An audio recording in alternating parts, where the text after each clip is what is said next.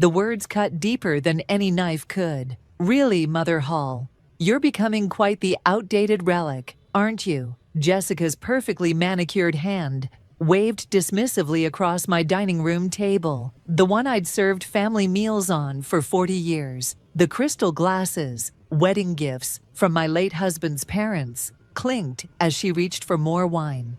My name is Tessa, and at 68, I've learned that the cruelest wounds often come gift-wrapped in fake smiles and backhanded compliments, especially when they're delivered by your daughter-in-law at what was supposed to be a pleasant Sunday dinner. I simply think we should consider what's best for everyone's future, Jessica continued, her voice dripping with artificial sweetness. The house is far too big for you to manage alone, and Ian and I could give it the attention it deserves. My son Ian shifted uncomfortably in his chair, his eyes fixed on his barely touched roast beef. Jess, maybe this isn't the time.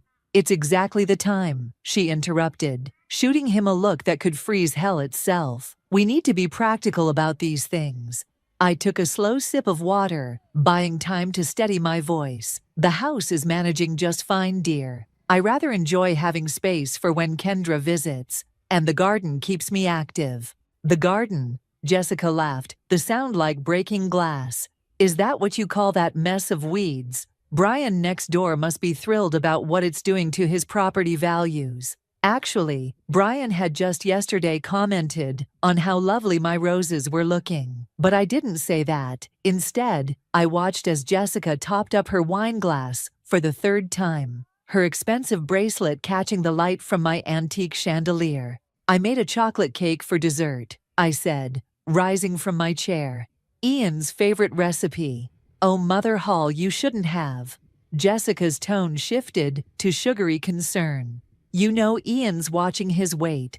Besides, all that sugar at your age. We need to think about your health.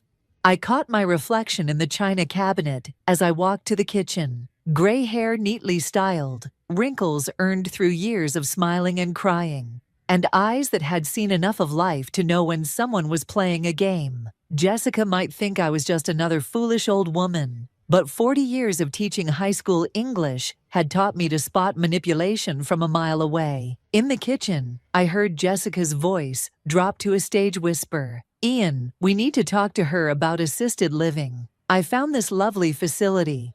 My hands trembled slightly as I cut the cake, not from age or weakness, but from something else entirely. Anger, determination, perhaps both. Mom? Ian appeared in the doorway, his father's kind eyes looking worried. Need help? I've got it, sweetheart. I smiled, sliding perfect chocolate squares onto dessert plates. Though you might grab the coffee pot. He hesitated. About what Jessica said. It's fine, I cut him off gently. We all say things we don't mean sometimes. But Jessica had meant every word, and we both knew it. As I carried the cake back to the dining room, I made a decision. Tomorrow I would call Alexander, my lawyer and oldest friend. It was time to make some changes. Oh, look at that cake, Jessica sighed dramatically. So, homey. You know, Piper just opened this amazing little patisserie downtown. Everything's organic and gluten-free. We should really take you there sometime, Mother Hall. Show you how things are done these days. I served her a slice with an extra dollop of whipped cream. That sounds lovely, dear, though I doubt they use my secret ingredient. Secret ingredient? She raised a perfectly shaped eyebrow. Yes, I smiled, watching her fork hover uncertainly over the cake. Love. Jessica's laugh was sharp enough to cut diamonds. Oh, Mother Hall, you're absolutely precious. Isn't she precious, Ian? But Ian was too busy enjoying his cake to answer, and I saw a flash of real anger cross Jessica's face. Good. Let her see that some bonds couldn't be broken with snide remarks and fake concern. Later, after they'd left, and I was alone with my thoughts and dirty dishes, I found myself standing in front of the family photos on my living room wall. My late husband's smile beamed back at me, and I touched the glass gently. You always said to kill them with kindness, dear, I whispered, but sometimes kindness needs a little help from careful planning. I reached for my phone, scrolling to Alexander's number. Tomorrow would be soon enough to set things in motion. After all, revenge, like a good chocolate cake, is best served with patience and precision. Are you absolutely certain about this, Tessa?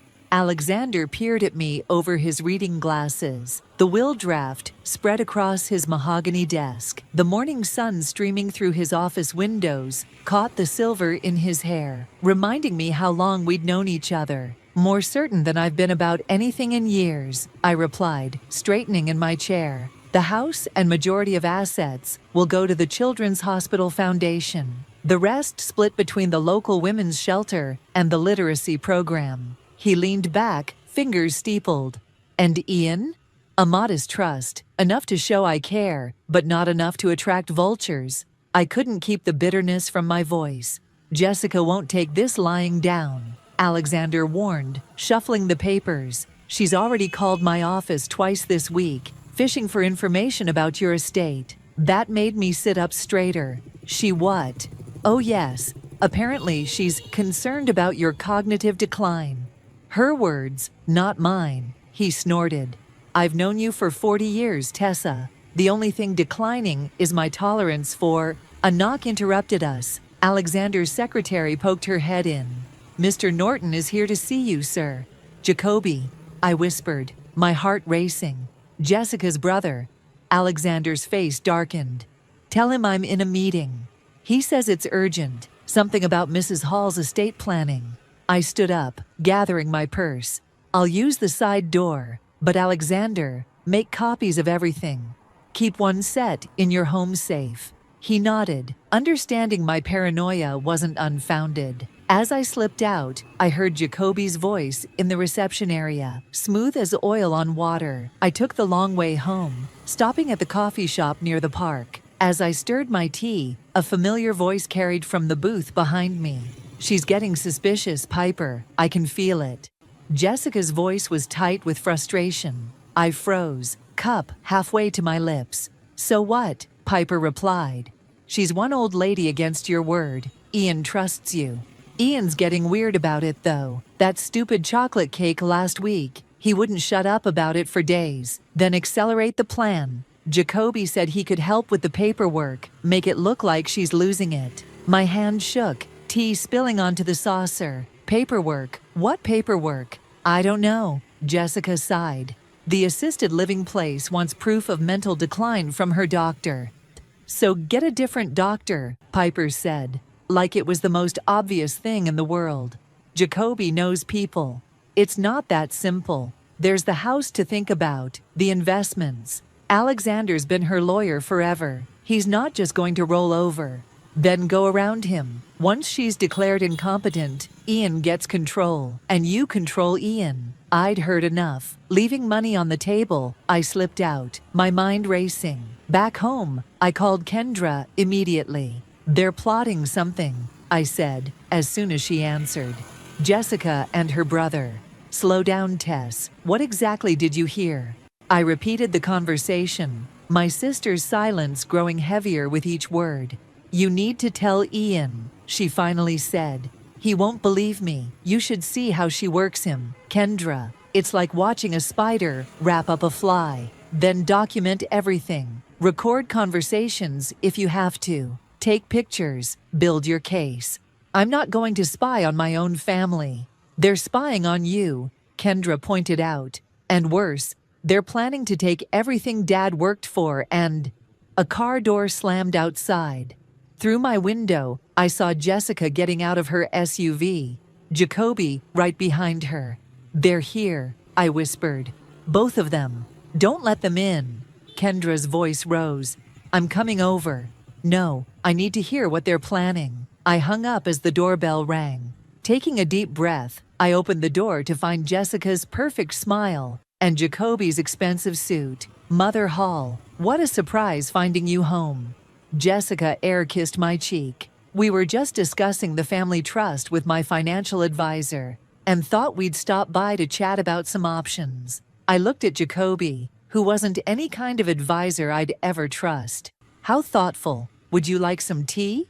Perfect, Jessica beamed. And while we drink, we can talk about your future. We have some wonderful ideas to share. I led them to the living room, my mind racing.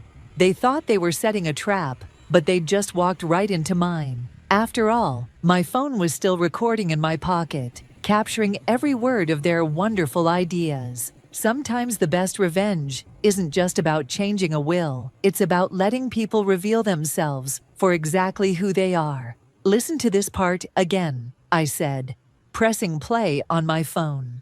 Kendra leaned forward in her armchair, her coffee forgotten, as Jessica's recorded voice filled my living room. Just sign these papers, Mother Hall. It's all standard procedure for estate planning.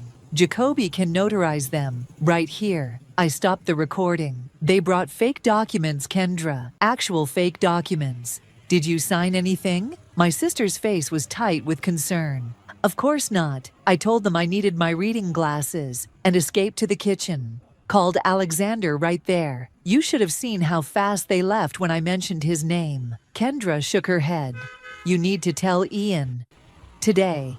He's at some charity event with Jessica. Something about underprivileged youth. I couldn't keep the irony from my voice. She's probably spending more on her dress than they'll raise. The doorbell rang, making us both jump. It was Brian from next door, holding a manila envelope. Sorry to bother you, Tessa, but this was in my mailbox by mistake. He handed it over, looking worried. Everything okay? I saw Jessica's brother here yesterday. Never liked that guy. Everything's fine, Brian. Thank you. I waited until he left before opening the envelope. Inside was a letter addressed to Jessica, marked urgent, final notice. You shouldn't read that, Kendra said. But she was already looking over my shoulder.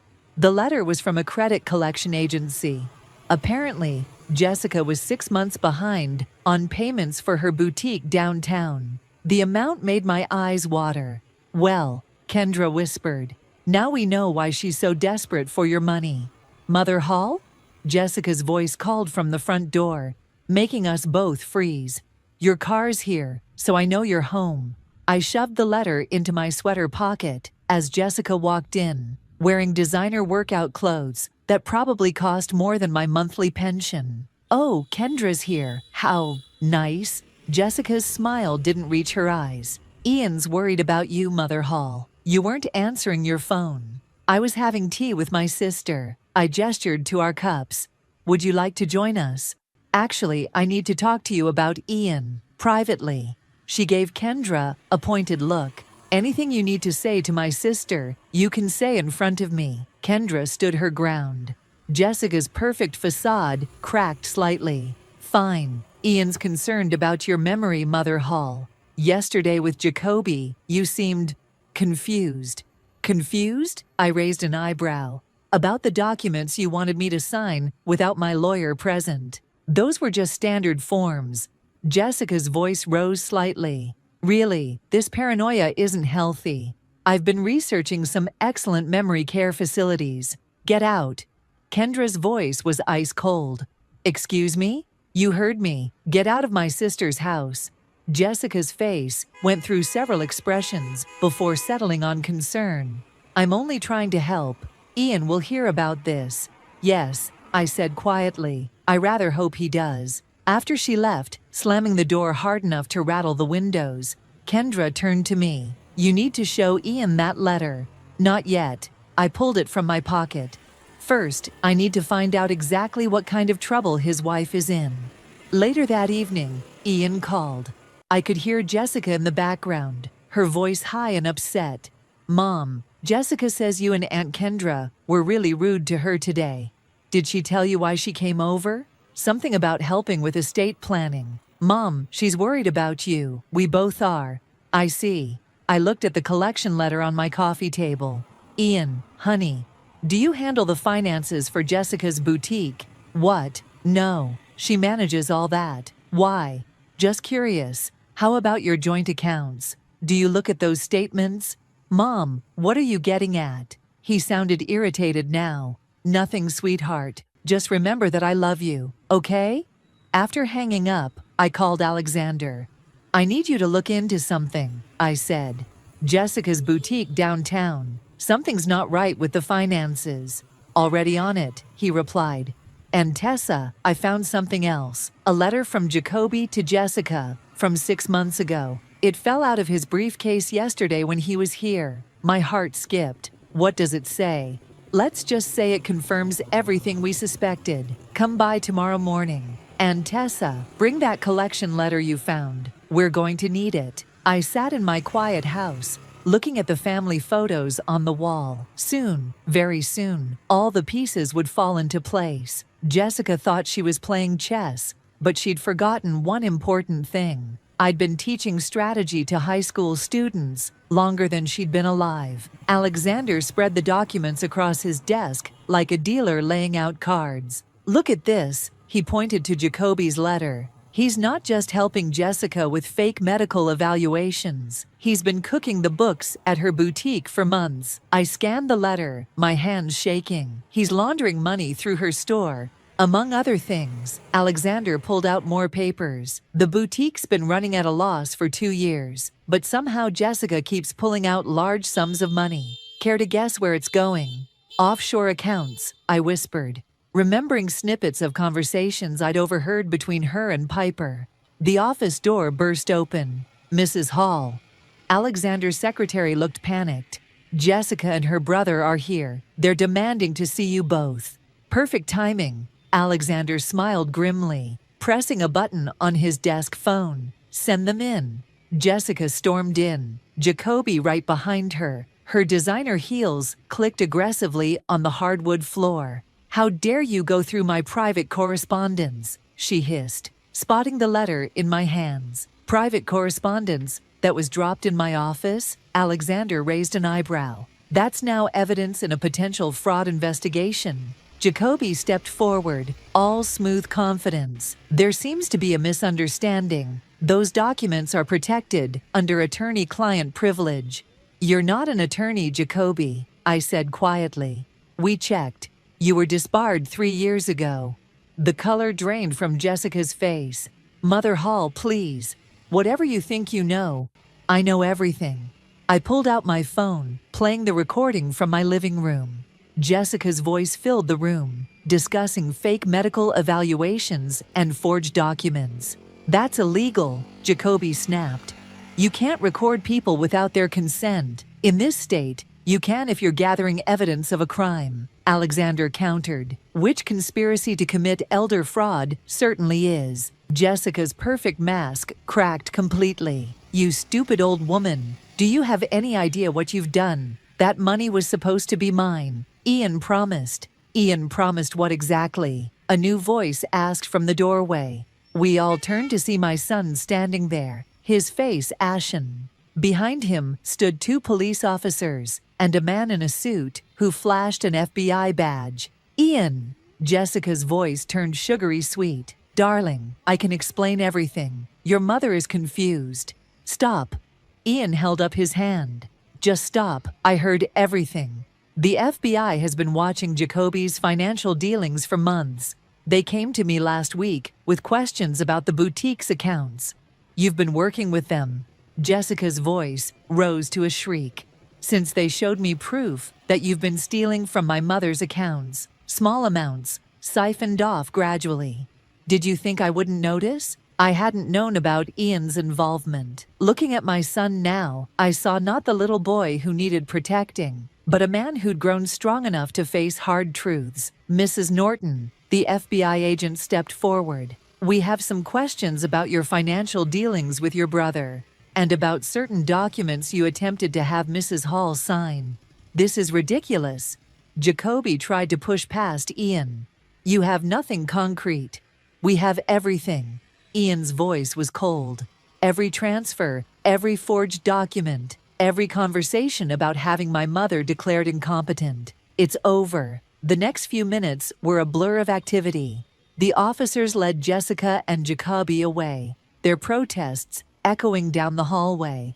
I watched through the window as they were placed in separate police cars. Mom, Ian turned to me, his eyes wet. I'm so sorry. I should have seen it sooner. You saw it when it mattered. I pulled him into a hug, feeling his shoulders shake. Did you know? He asked. About me working with the FBI. No, I smiled. I was running my own investigation. Great minds think alike, I suppose.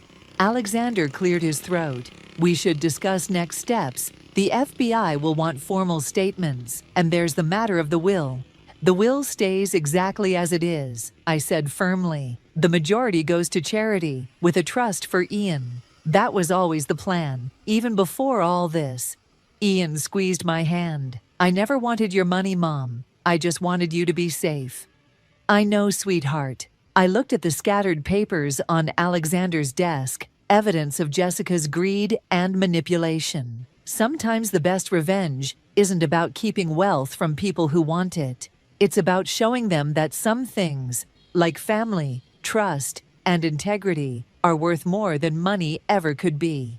As we left Alexander's office together, I felt lighter than I had in months. The truth had finally come to light, and with it, a chance for my family to heal and rebuild. The morning paper lay on my kitchen table, Jessica and Jacoby's faces staring up from the front page. Local boutique owner and brother arrested in fraud scheme, the headline screamed. My tea had gone cold as I read through the details for the third time. The doorbell rang. It was Piper, looking nothing like her usual polished self. Mrs. Hall, she twisted her designer handbag strap. I need to talk to you about Jessica. I stepped aside to let her in, noting her nervous energy. Would you like some tea? Look, I know what you must think of me, she blurted out. But Jessica told me things, made promises.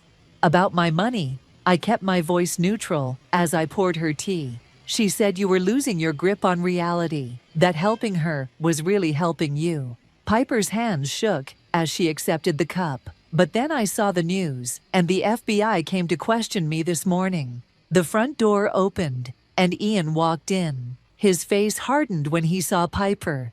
What's she doing here? Apparently, confessing, I said, watching Piper shrink under my son's glare. I want to make things right, Piper said quickly. Jessica, she has other accounts, ones the FBI doesn't know about yet, and there are more people involved. Ian pulled out his phone. I'm calling Agent Roberts. Wait, I held up my hand. Let's hear what she has to say first. Piper pulled a USB drive from her purse. Everything's here. Account numbers, emails, recorded conversations. Jessica kept receipts of everything. She said it was her insurance policy if things went wrong.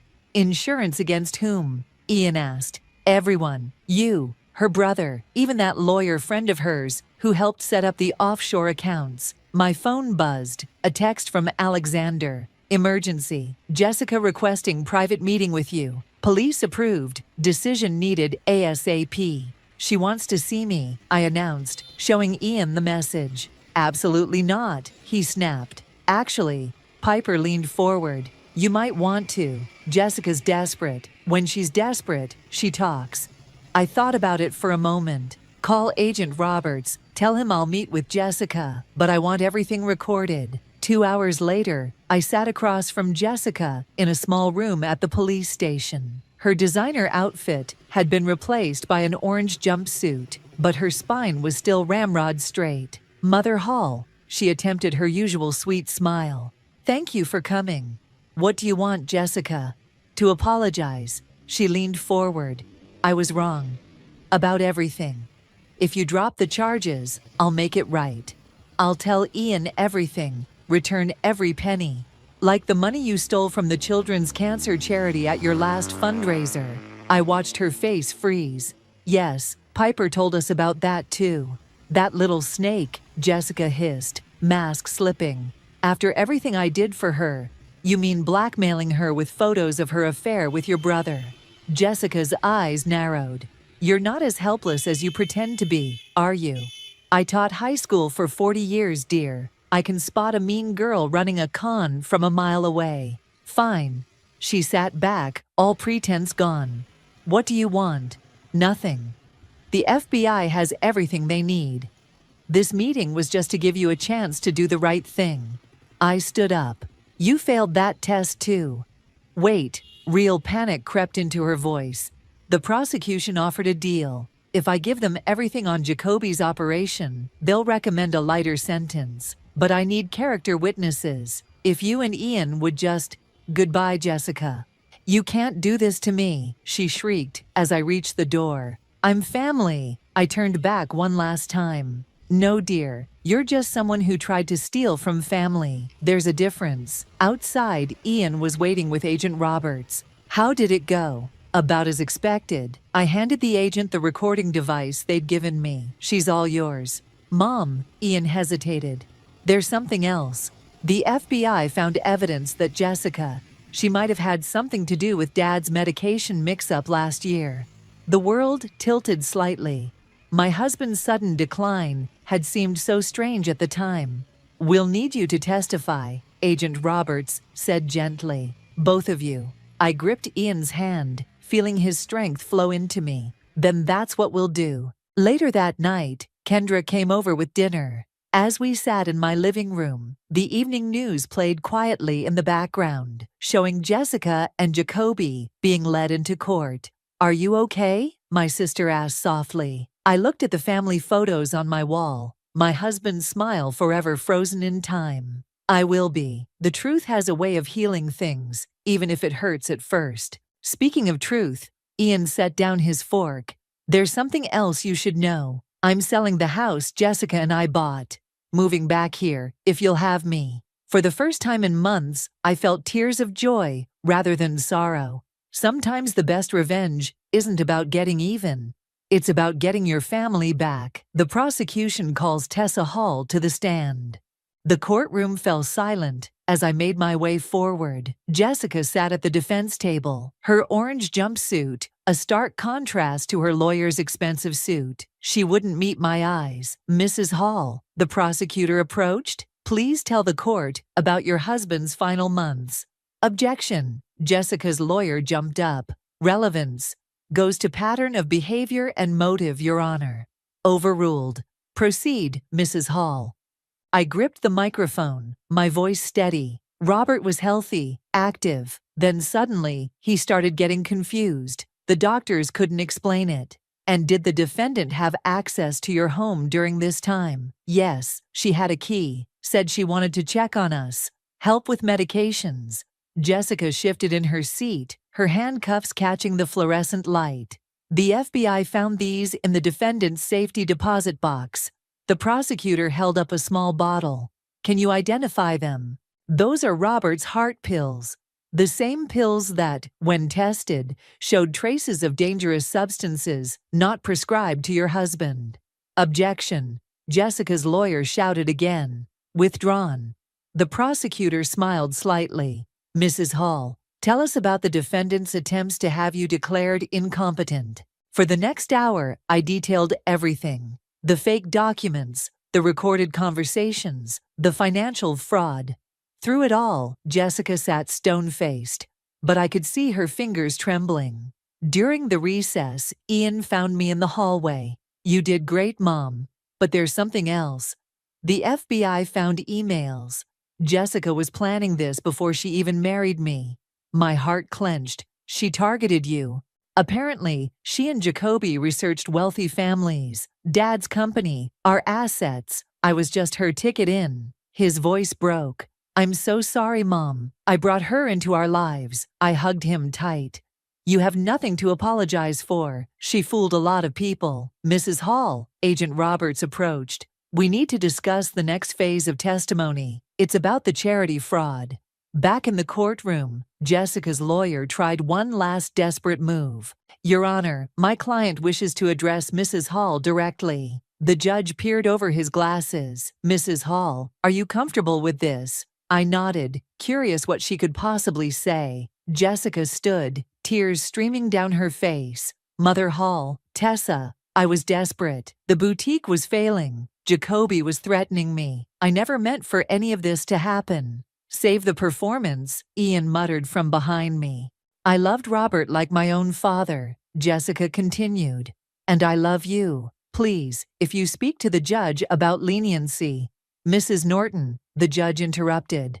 Are you attempting to manipulate a witness in my courtroom? Jessica's tears dried instantly. I'm trying to make amends. By lying again. I stood up. Should we play the recording where you laughed about Robert's confusion? Or show the emails where you planned all this before you even met my son? The courtroom erupted in whispers. Jessica's lawyer looked like he'd swallowed a lemon. Order. The judge banged his gavel. Mrs. Norton, sit down. Mrs. Hall, would you like a moment?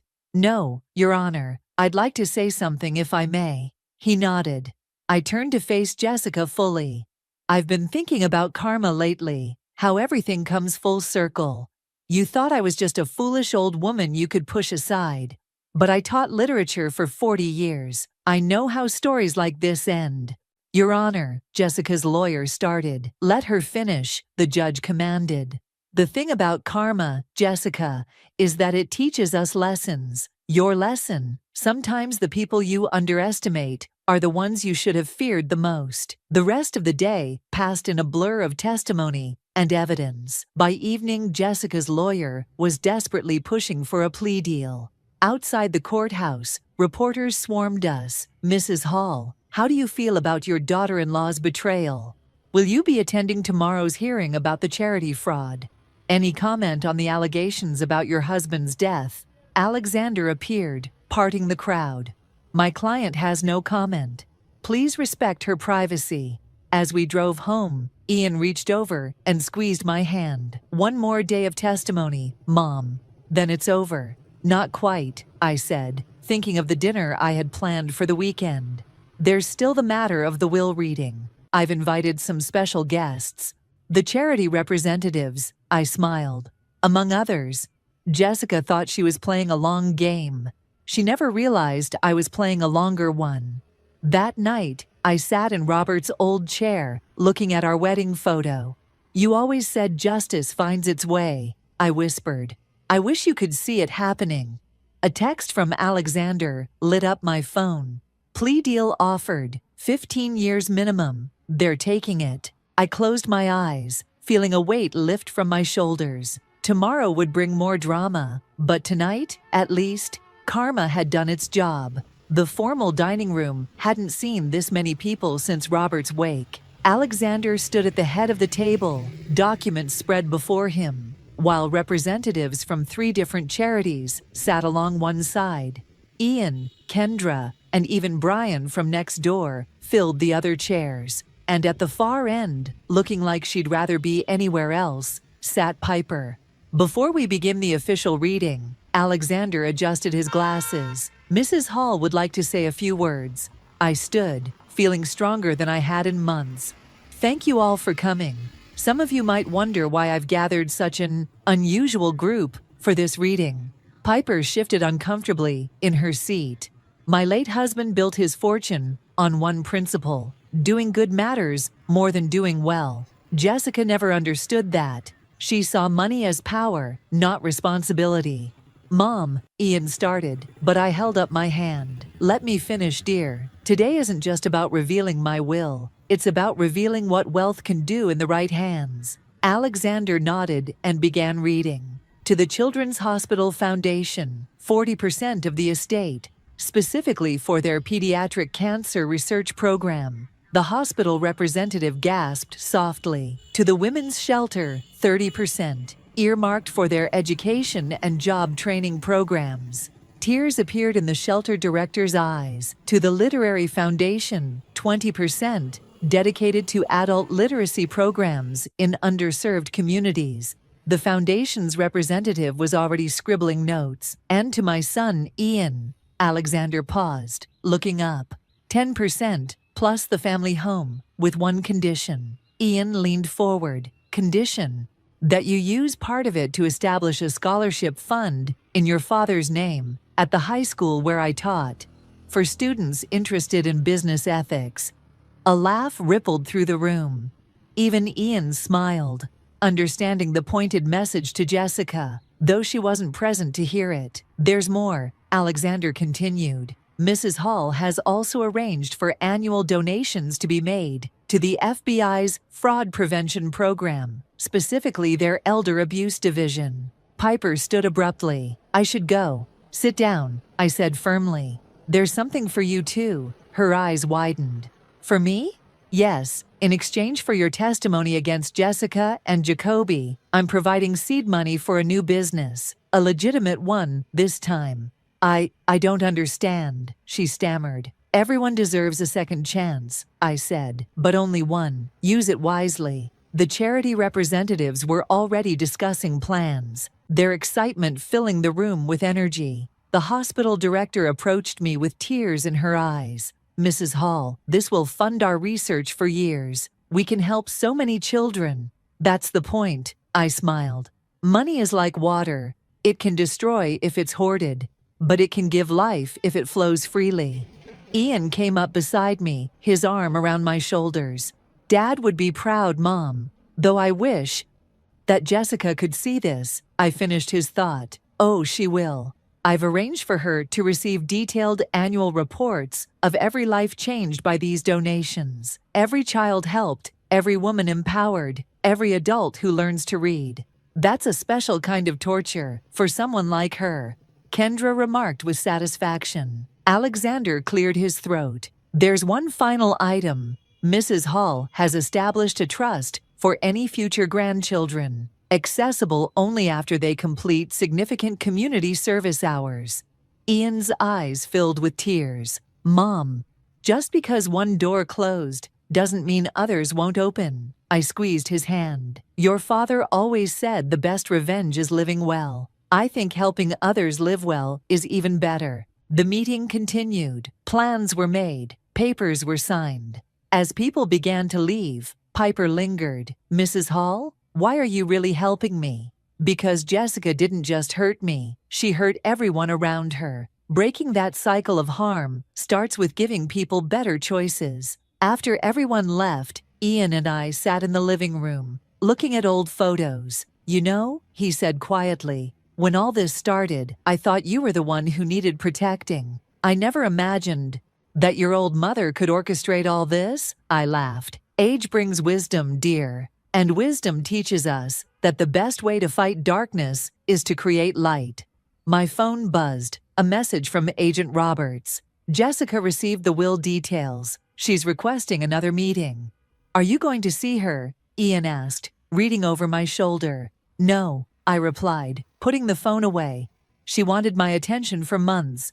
Now she can live with the knowledge that she'll never have it again. Outside, the sun was setting, painting the sky in brilliant colors. Tomorrow would bring new challenges, new opportunities to help others. But tonight, sitting with my son in the house where he grew up, I felt nothing but peace. Sometimes the best revenge isn't about getting even. It's about getting better, doing better, and helping others do the same. The morning newspaper landed on my doorstep with a satisfying thud. Local charity transforms lives. Hall Foundation celebrates first year of community impact, blazed across the front page. Below it, a photo showed smiling children in the new cancer ward, their hope-filled faces, a stark contrast to the small article tucked in the corner about Jessica's denied appeal. The doorbell rang. It was Piper, clutching a folder and looking nervous despite her new professional attire.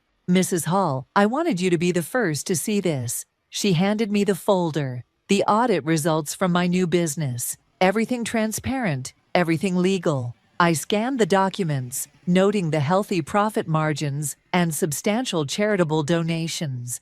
You've done well. Thanks to you. She hesitated. I saw Jessica yesterday, at the prison. My hand stilled on the papers. Oh? She wanted me to beg you to change the will. Again.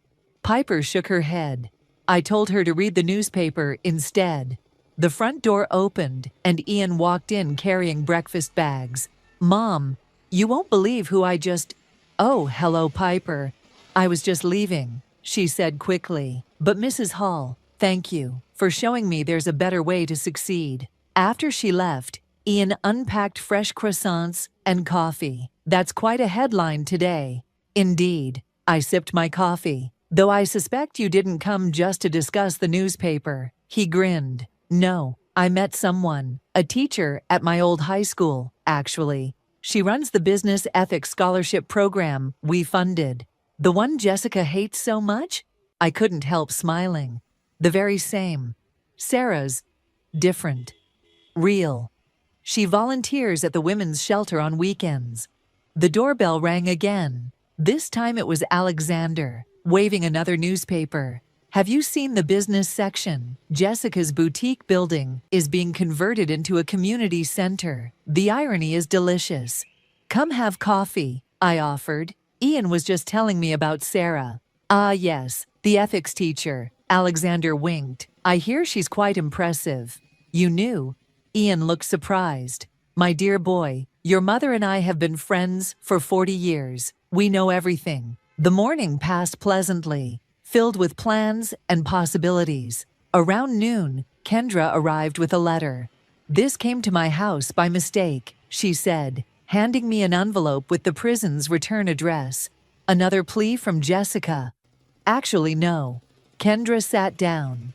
It's from Jacoby. He's agreed to testify about Robert's medication tampering. Says he can't live with it anymore. The room fell silent. Finally, closure for Robert.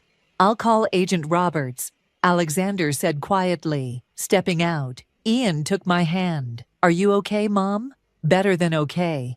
I squeezed his fingers. Your father always said truth finds its way to the surface, like cream rising to the top. The doorbell chimed once more. This time it was Brian, holding a rose from his garden. Thought you might like this, Tessa. It's from that bush Robert helped me plant years ago. Finally bloomed. I took the flower, its perfume bringing back memories of Robert tending our garden. Perfect timing, Brian. We're celebrating today. The newspaper article? He beamed. Saw that. You showed them all what real class looks like, Tessa. Not just the article, I said. We're celebrating life, changes, new beginnings. Ian cleared his throat. Speaking of which, Sarah's coming for dinner tonight. I thought, maybe, if you'd like to meet her. I'd love to. I placed the rose in a vase. Your father always said the best revenge against darkness is to create more light. I think he'd be happy to see us all here, moving forward, making things better. Alexander returned, his phone call complete. Agent Roberts says they'll reopen the investigation into Robert's death. Jacoby's testimony changes everything. Good, I said firmly. But right now, I want to focus on life. Ian, tell us more about Sarah. As my son talked about his new relationship, his face glowing with possibility, I looked around my living room. Kendra and Alexander arguing playfully about dinner plans. Brian sharing gardening tips. The newspaper headlines promising hope to strangers. Even Piper finding her way to honest success. This was real wealth, not the money Jessica coveted, but the richness of relationships, of doing good, of making a difference. The rose's perfume filled the room, and for a moment I felt Robert's presence so strongly it took my breath away. He would have loved this. Family, friends, justice, and hope, all intertwined. Mom? Ian touched my arm. What are you thinking about? That sometimes the happy ending isn't what we expected, I smiled. Sometimes it's better. Outside, children laughed as they passed by, probably heading to the new community center. Inside, my family and friends continued planning dinner, their voices warm and real, and alive with possibility. This was victory, not just over Jessica's schemes, but over darkness itself. One good deed, one changed life, one blooming rose at a time.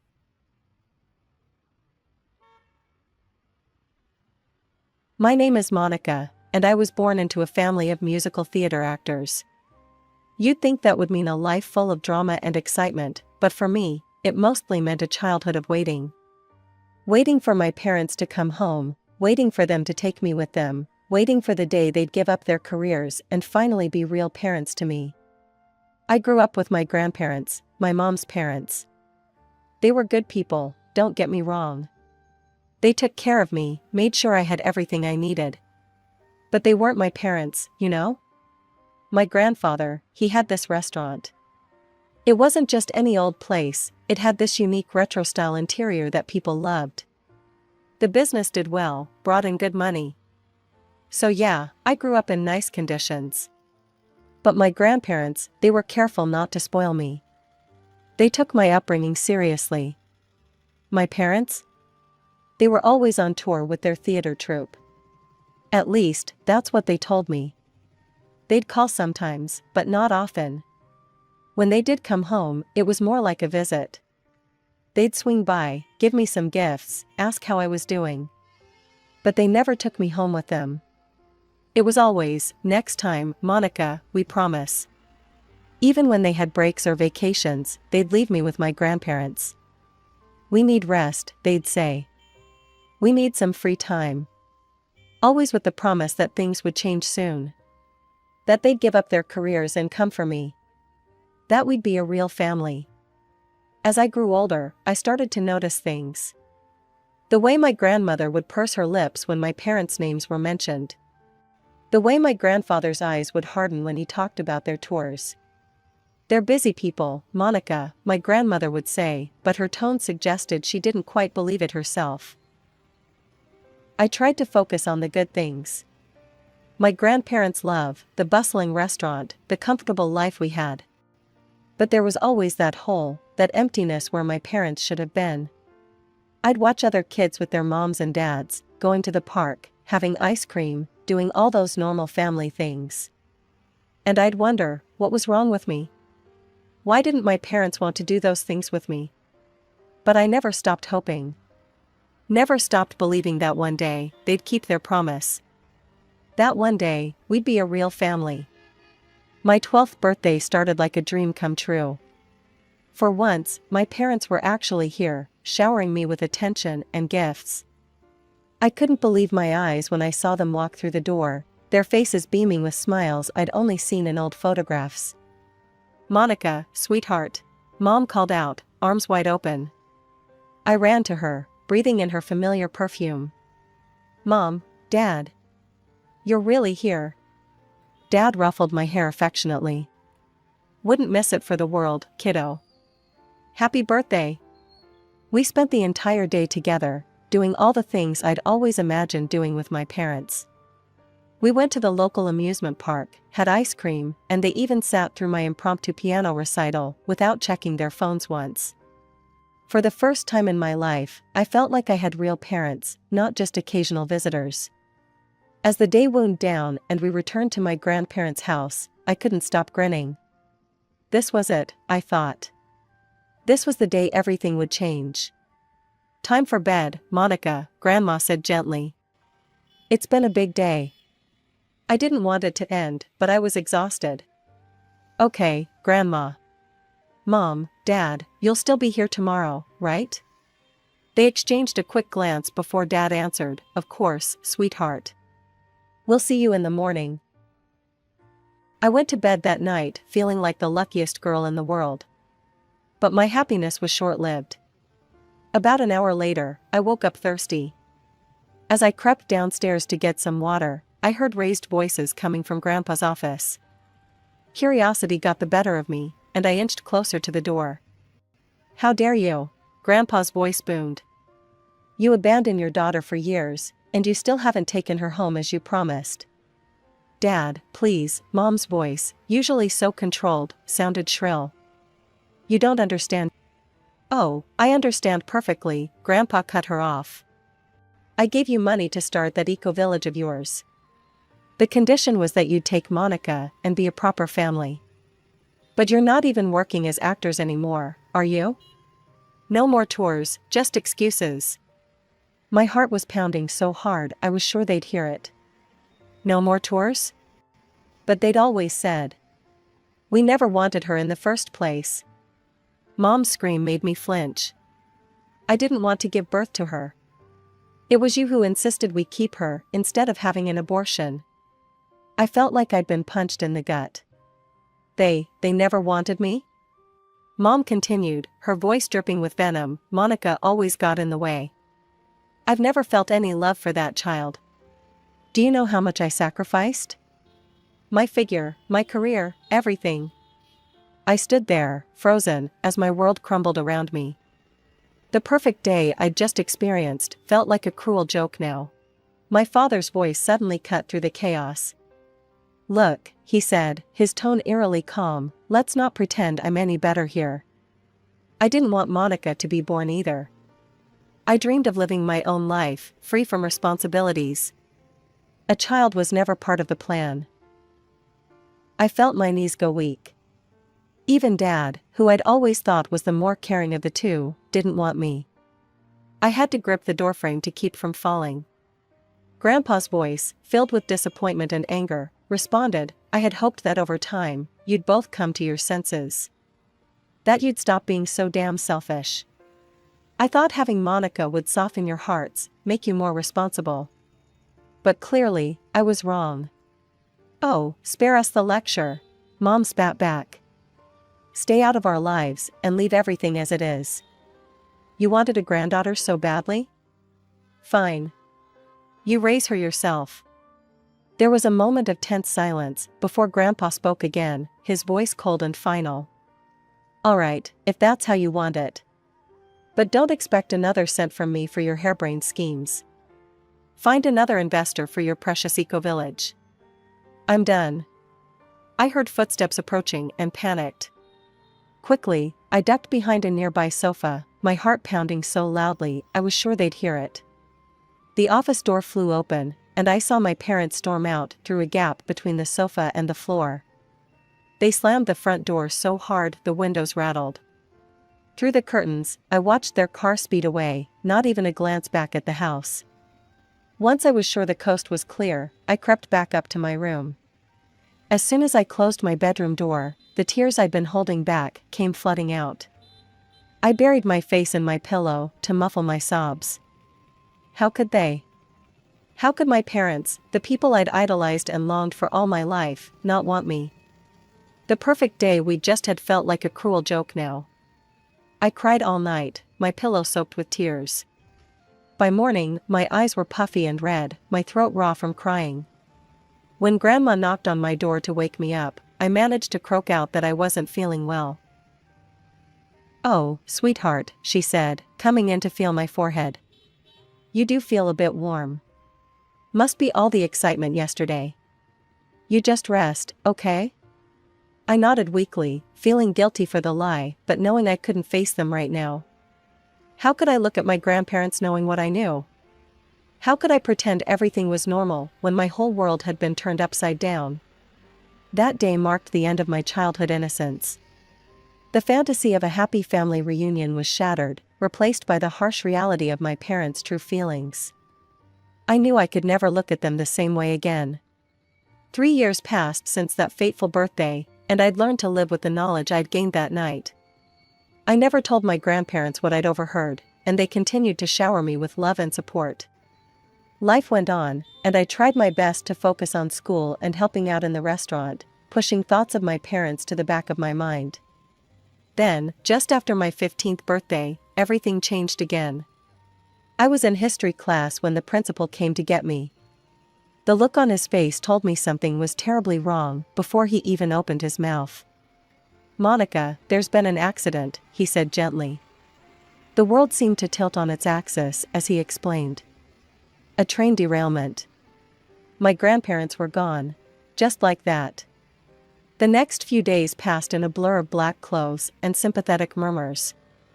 I felt numb, unable to process the loss of the two people who'd been my real parents in every way that mattered.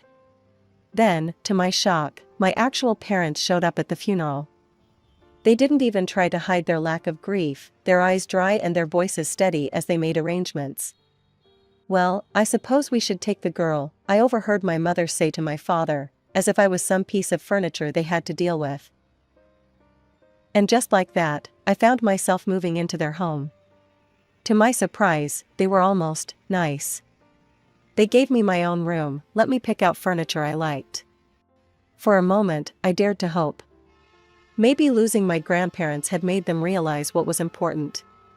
Maybe they'd changed. "Look, Monica," my mother said one evening, her voice uncharacteristically gentle, "I know we haven't always been there for you. But we want to make it right. This is a fresh start for all of us." I wanted to believe her. I really did. For a few weeks, everything seemed perfect. They asked about my day, helped with my homework, even sat down for family dinners. It was everything I'd ever wanted. But then I started noticing things. hushed arguments when they thought I was asleep, tense phone calls that ended abruptly when I entered the room. One night, unable to sleep, I crept downstairs for a glass of water and overheard them in the kitchen. "This is your fault," my mother hissed.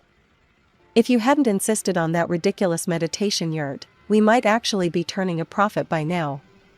"My fault?" my father shot back. "Who was it that wanted to import those overpriced organic cotton sheets?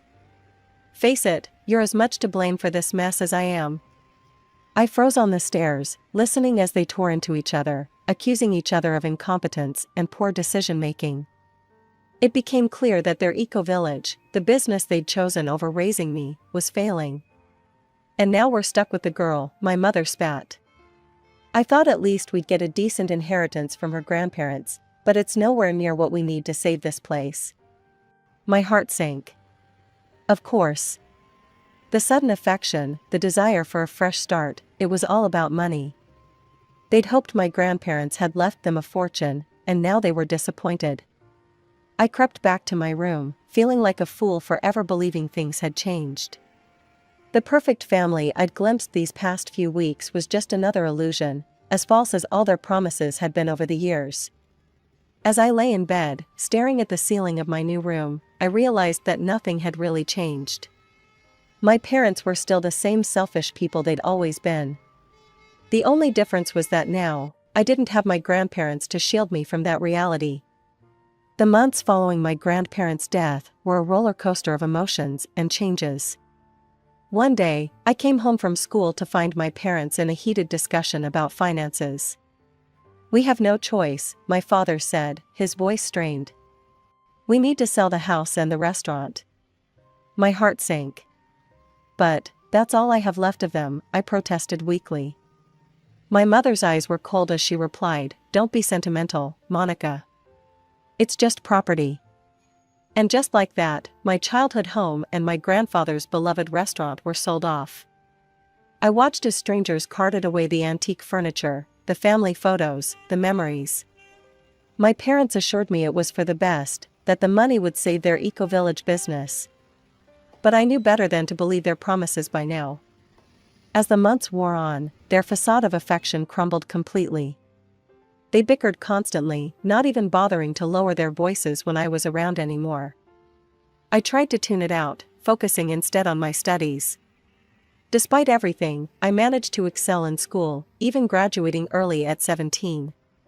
I was proud of myself, but when I broached the subject of college with my parents, their response was like a bucket of cold water. "College?" my mother scoffed. "Do you have any idea how much that costs? We can barely keep the business afloat as it is." But Grandpa always said he'd set aside money for my education," I said, my voice small. My father laughed mirthlessly. "Your grandfather said a lot of things, Monica. But there's no money." It was probably just another one of his empty promises. I wanted to argue, to insist that my grandfather would never lie to me. But I had no proof, no way to access any accounts he might have set up. And that's how I found myself working at the local coffee shop, taking orders and wiping down tables instead of sitting in college lectures. It wasn't what I'd dreamed of, but it was something. A start. A way to save up and maybe, just maybe, fund my own education one day. The months ticked by, and before I knew it, my 18th birthday arrived. I woke up that morning with a mix of excitement and trepidation. Maybe now that I was legally an adult, things would change. Maybe my parents would finally see me as a person, not just a burden. But as I came downstairs, I was met with the same indifference I'd grown accustomed to. No cake, no cards, not even a happy birthday. "Oh, is that today?" my mother said absently when I reminded her. "Well, have a good day at work, dear." I left the house with a heavy heart, trying to hold back tears as I made my way to the coffee shop. But to my surprise, I was greeted with streamers and a small cake when I arrived. "Happy birthday, Monica," my boss and coworkers chorused. For the first time that day, I felt a genuine smile spread across my face. As we shared cake and laughs during our break, I realized something important. Family isn't always about blood. Sometimes, it's about the people who show up for you, who celebrate your victories and support you through your struggles. The day after my underwhelming 18th birthday, I was at work, mechanically wiping down tables and taking orders, when my phone rang. The caller ID showed a number I didn't recognize. "Is this Monica?" a professional-sounding voice asked. "This is Robert Johnson, your grandfather's lawyer. I need to meet with you regarding your grandfather's will. Can you come to my office today?" In a daze, I got permission from my boss to leave early and made my way to the lawyer's office. As I sat across from Mr. Johnson, I couldn't have prepared myself for what he was about to say. "Your grandfather left you a substantial inheritance, Monica," he said, sliding a document across the desk. "He set up a personal account for you, which you now have access to as you've turned 18. Additionally, he left a separate fund for your college education and living expenses." I stared at the numbers on the paper, my vision blurring with tears. It was more money than I'd ever imagined.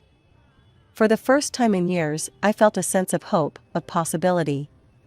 When I got home, I found my parents in their usual spots, Mom scrolling through her phone, Dad watching TV. They barely looked up as I entered. Taking a deep breath, I announced, "Grandpa left me money for college." The reaction was immediate. They both jumped to their feet, eyes wide with disbelief. "What?" my mother shrieked. "How much?"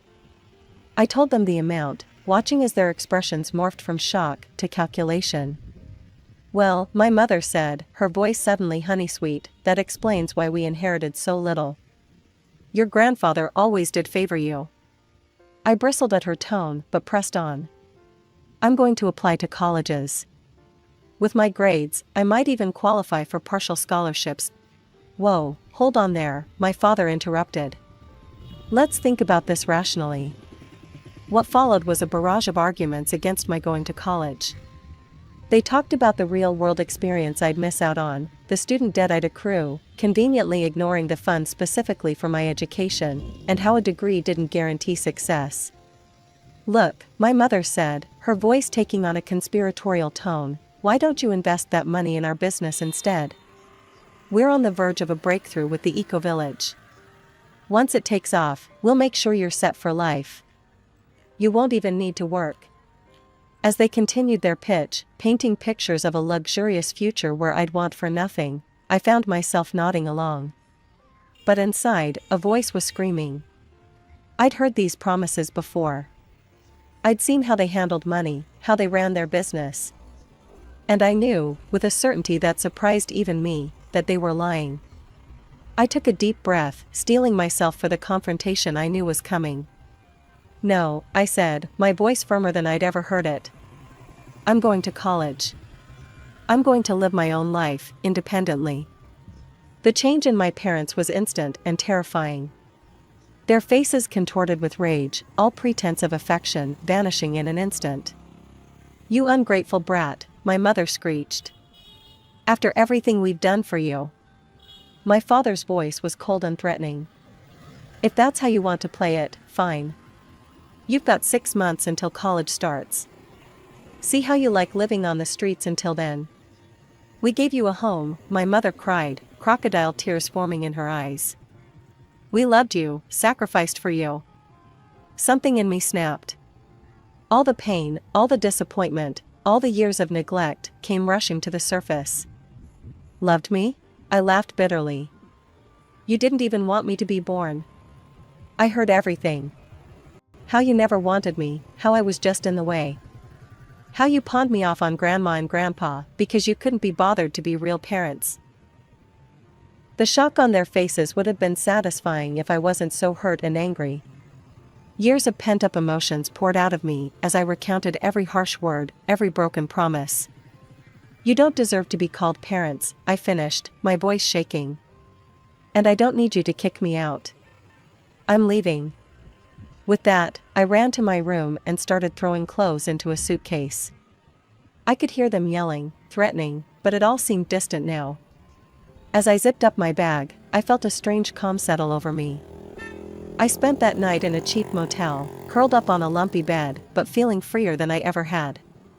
The next morning, I called Sarah, a colleague from the coffee shop who I knew was looking for a roommate.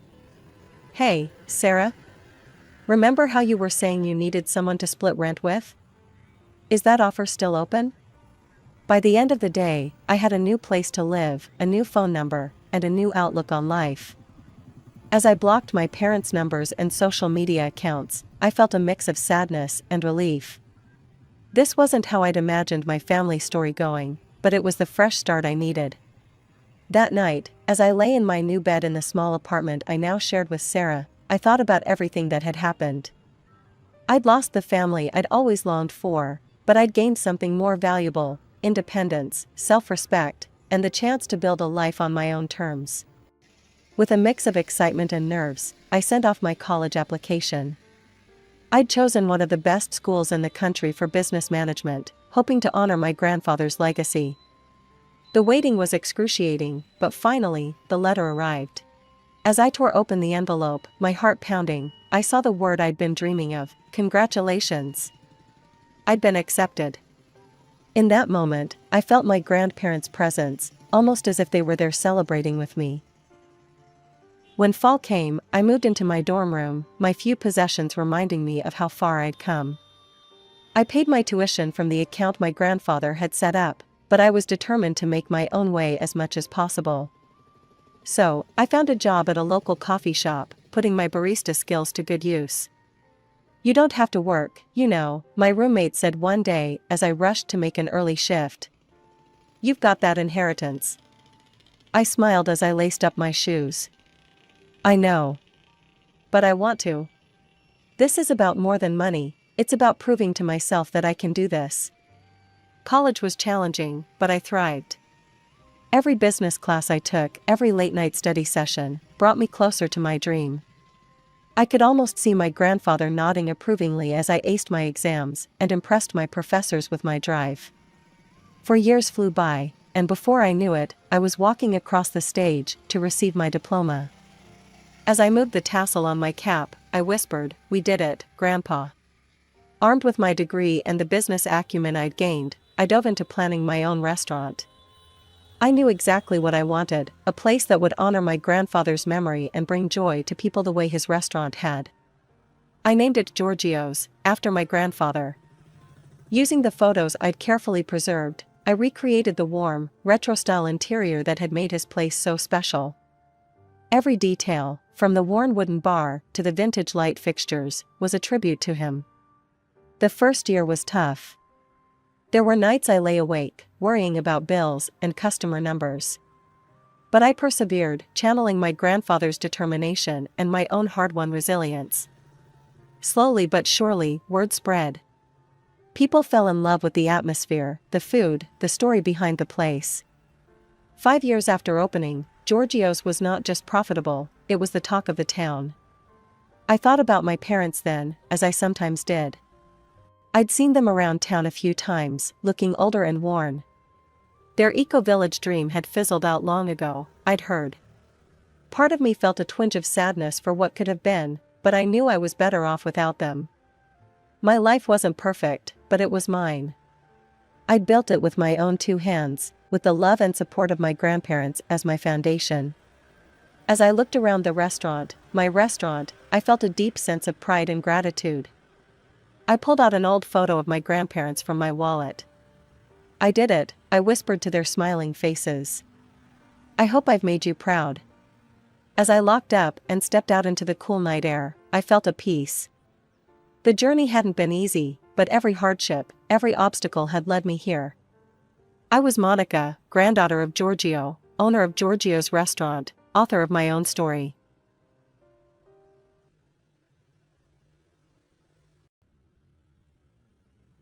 My name's Piper, and I guess it all started when I was born. My folks, they had this weird joke about me being a rich girl with my own house. Didn't make any sense to me back then, and I didn't think much of it. Mom and Dad, they were trying for another kid after me. But it never worked out. Mom kept losing the babies, and I could see it was tearing her up inside. I was just a kid, maybe 6 or 7, when I first noticed how sad she'd get sometimes. I didn't understand then why it mattered so much. I was happy being an only child, I got all the attention, all the toys, but looking back I can see how much it hurt Mom not to have another baby. Life went on like that for a while. Me, growing up, not really understanding the undercurrents in our family. Mom and Dad, putting on brave faces but struggling behind the scenes. It wasn't perfect, but it was normal. At least it was my normal. Then, when I was 10, everything changed. I remember that day like it was yesterday. I was sitting at the kitchen table doing my homework when the phone rang. Mom answered it, and I watched her face go pale. "What do you mean there's been an accident?" she said, her voice shaking. I felt my stomach drop. Something was wrong, really wrong. Mom hung up the phone and turned to me, tears in her eyes. "Piper, honey, we need to go to the hospital. Dad's been in a car accident." The next few hours were a blur. The hospital waiting room, the smell of disinfectant, the doctors with their grim faces, and then, the news that turned our world upside down. Dad didn't make it. The funeral was awful. All these people I barely knew, telling me how sorry they were, how Dad was in a better place now. I didn't want him in a better place. I wanted him here with us. After the funeral, things got weird. Dad's parents, my grandparents, started coming around a lot more. They'd always been nice, but now they were practically living at our house. They'd bring food, help Mom with the bills, take me out for ice cream. Mom, she was a mess. Some days she wouldn't get out of bed. Other days she'd be manic, cleaning the house from top to bottom or rearranging all the furniture. I never knew what to expect when I came home from school. One day, about 6 months after Dad died, I came home to find Mom all dressed up. She was wearing makeup for the first time in months, and she'd done her hair. "Piper, honey," she said, a weird, forced cheerfulness in her voice. "I've got some news. I've met someone. His name is Tom. He's very nice. I think you'll like him." I didn't say anything. I couldn't. It felt like a betrayal, like she was trying to replace Dad. But I could see a spark in her eyes that I hadn't seen in months, and I didn't want to be the one to snuff it out. It didn't take long for Mom to bring Tom home. One day I came back from school, and there he was, sitting in Dad's chair like he owned the place. "Piper, this is Tom," Mom said, all smiles. "He'll be living with us now." From that day on, everything changed. Tom started setting up his own rules like he was the boss or something, but what he did next, I'll never forget. One Saturday morning, I woke up to find Tom in the living room, a big trash bag in his hands. He was going around collecting all the photos of Dad. "What are you doing?" I asked, my voice shaking. Tom barely looked at me. "Getting rid of old stuff. Your mom agreed it's time to move on." I couldn't believe it. I watched as he shoved photo after photo into the bag. Pictures of Dad and me at the beach, Dad teaching me to ride a bike, our last family vacation. When he was done, Tom thrust the bag at me. "Take this to the trash, will you? I'm your father now, the only father you need. It's time to forget about the past." I grabbed the bag and ran out of the house, tears streaming down my face. I didn't stop until I reached my grandparents' house. Grandma opened the door, took one look at me, and pulled me into a hug. "Oh, Piper, what's wrong?" Between sobs, I told her and Grandpa what happened. They were furious. "How dare she?" Grandpa growled, picking up the phone to call Mom. I could hear Mom's voice on the other end, getting louder and angrier. "If you're going to lecture me about how to live my life, maybe you shouldn't see Piper anymore." She hung up, and that was that. When I got home, Mom was waiting. "Honey, we need to move on. Tom is your father now. You need to call him Dad." From then on, every time I called Tom by his name, Mom would correct me. "Dad," she'd say, giving me a pointed look. "You mean Dad." I felt so alone. It was like I'd lost both my parents, not just Dad. Mom was different now, always trying to please Tom and his precious rules. Then, out of the blue, Tom's son from his first marriage showed up. Jake was a few years older than me, and Mom fell all over herself trying to make him feel welcome. "Jake, why don't you take Piper's room?" Mom suggested one day. "It's the biggest, and you need your space." So, just like that, I was moved to a tiny room that used to be Dad's office. I watched as they repainted my old room, bought new furniture, and treated Jake like he was some kind of prince. One night, I overheard Mom and Tom talking. "I'm so glad Jake's here," Mom was saying. "It's good for Piper to have a brother figure." Tom grunted in agreement. "Yeah, Jake's a good kid. Unlike some." I didn't need to hear the rest to know he was talking about me. I curled up in my bed, feeling more alone than ever. This wasn't my family anymore. This wasn't my home. Things at home got worse after Jake moved in. Mom started sending me to my grandparents more and more. At first, it was just weekends. Then it was every holiday and school break. I didn't mind at first. It was a break from Tom and Jake, and Grandma always made my favorite cookies. But then one day, Mom sat me down with this weird smile on her face. "Piper, honey, I've been thinking, how would you like to live with Grandma and Grandpa full-time? Well, they love you so much, and you always have such fun there. Don't you think it would be nice?" I couldn't believe what I was hearing, but this is my home. I want to stay here. Mom's smile faded. "Piper, don't be difficult. This is what's best for everyone." I wanted to scream, to cry, to beg her not to send me away, but I could see in her eyes that her mind was made up. A week later, Mom dropped the next bomb. "I've enrolled you in a new school," she said casually over dinner. "It's closer to your grandparents' house. It'll be more convenient for everyone."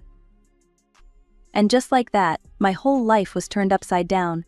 I had to say goodbye to my friends, pack up my room, what was left of it after Jake took over, and move in with Grandma and Grandpa. The new school was awful. I didn't know anyone, and everyone already had their friend groups. I'd sit alone at lunch, missing my old friends and wondering what they were doing without me. The stress of it all started getting to me. I couldn't sleep, I lost my appetite, and I started falling behind in class. Grandma noticed and got worried. "Piper, dear," she said one day, "I think it might help if you talk to someone about all this. I've made an appointment with a psychologist." So, I started seeing Dr. Roberts every week. At first, I didn't want to talk. What was I supposed to say? That my mom didn't want me anymore? That I missed my old life so much it physically hurt? But Dr. Roberts was patient. She'd just sit there waiting for me to be ready, and eventually the words started coming out. "I don't understand," I sobbed one session. "Why doesn't she want me anymore? What did I do wrong?" Dr. Roberts handed me a tissue. "Piper, this isn't your fault. Sometimes adults make choices that hurt the people they love, even if they don't mean to." It helped a little, talking to Dr. Roberts. But it didn't change the fact that Mom barely visited. She'd show up on major holidays, armed with presents and forced cheer, but she never invited me back home. High school graduation day. I stood there in my cap and gown, searching the crowd for a face I knew wouldn't be there. Mom hadn't come. Not that I was surprised, but it still hurt like hell. Later that night, as I was helping Grandma clean up after the small celebration they'd thrown for me, my phone rang. It was Mom. "Hey, Piper," she said, sounding distracted. "Congratulations. So what are your plans now?" For a moment, I felt a spark of hope. Was she actually interested in my life? "I got into State University," I said, trying to keep the excitement out of my voice. "I'll be moving to the city in the fall." "Oh, that's wonderful," Mom exclaimed, sounding genuinely happy for the first time in years. "The city, huh? That's great." But as she kept talking, I realized she wasn't excited about my achievement. She was excited that I was leaving town, getting further away from her. College was different. For the first time in years, I felt like I could breathe. No one knew my sad backstory. I was just Piper, the girl from a small town, trying to figure out life like everyone else. I made friends, joined clubs, even went on a few dates. But I never brought anyone home for the holidays. How could I explain my situation? "Oh, I live with my grandparents because my mom didn't want me anymore." Yeah, that'd go over well. I'd visit Grandma and Grandpa during breaks, but I never went to see Mom. She never invited me, and I was done trying to force my way into her life. 4 years flew by, and suddenly I was graduating again. This time, Grandma and Grandpa were there, beaming with pride. But Grandpa looked tired, older than I remembered. A month after I moved back home, Grandpa passed away. It was a long illness, the doctors said, but it still felt sudden to me. One day he was there, telling his corny jokes, and the next, he wasn't. After that, it was just me and Grandma. I got a job in town and tried to take care of her, but she was getting frailer by the day.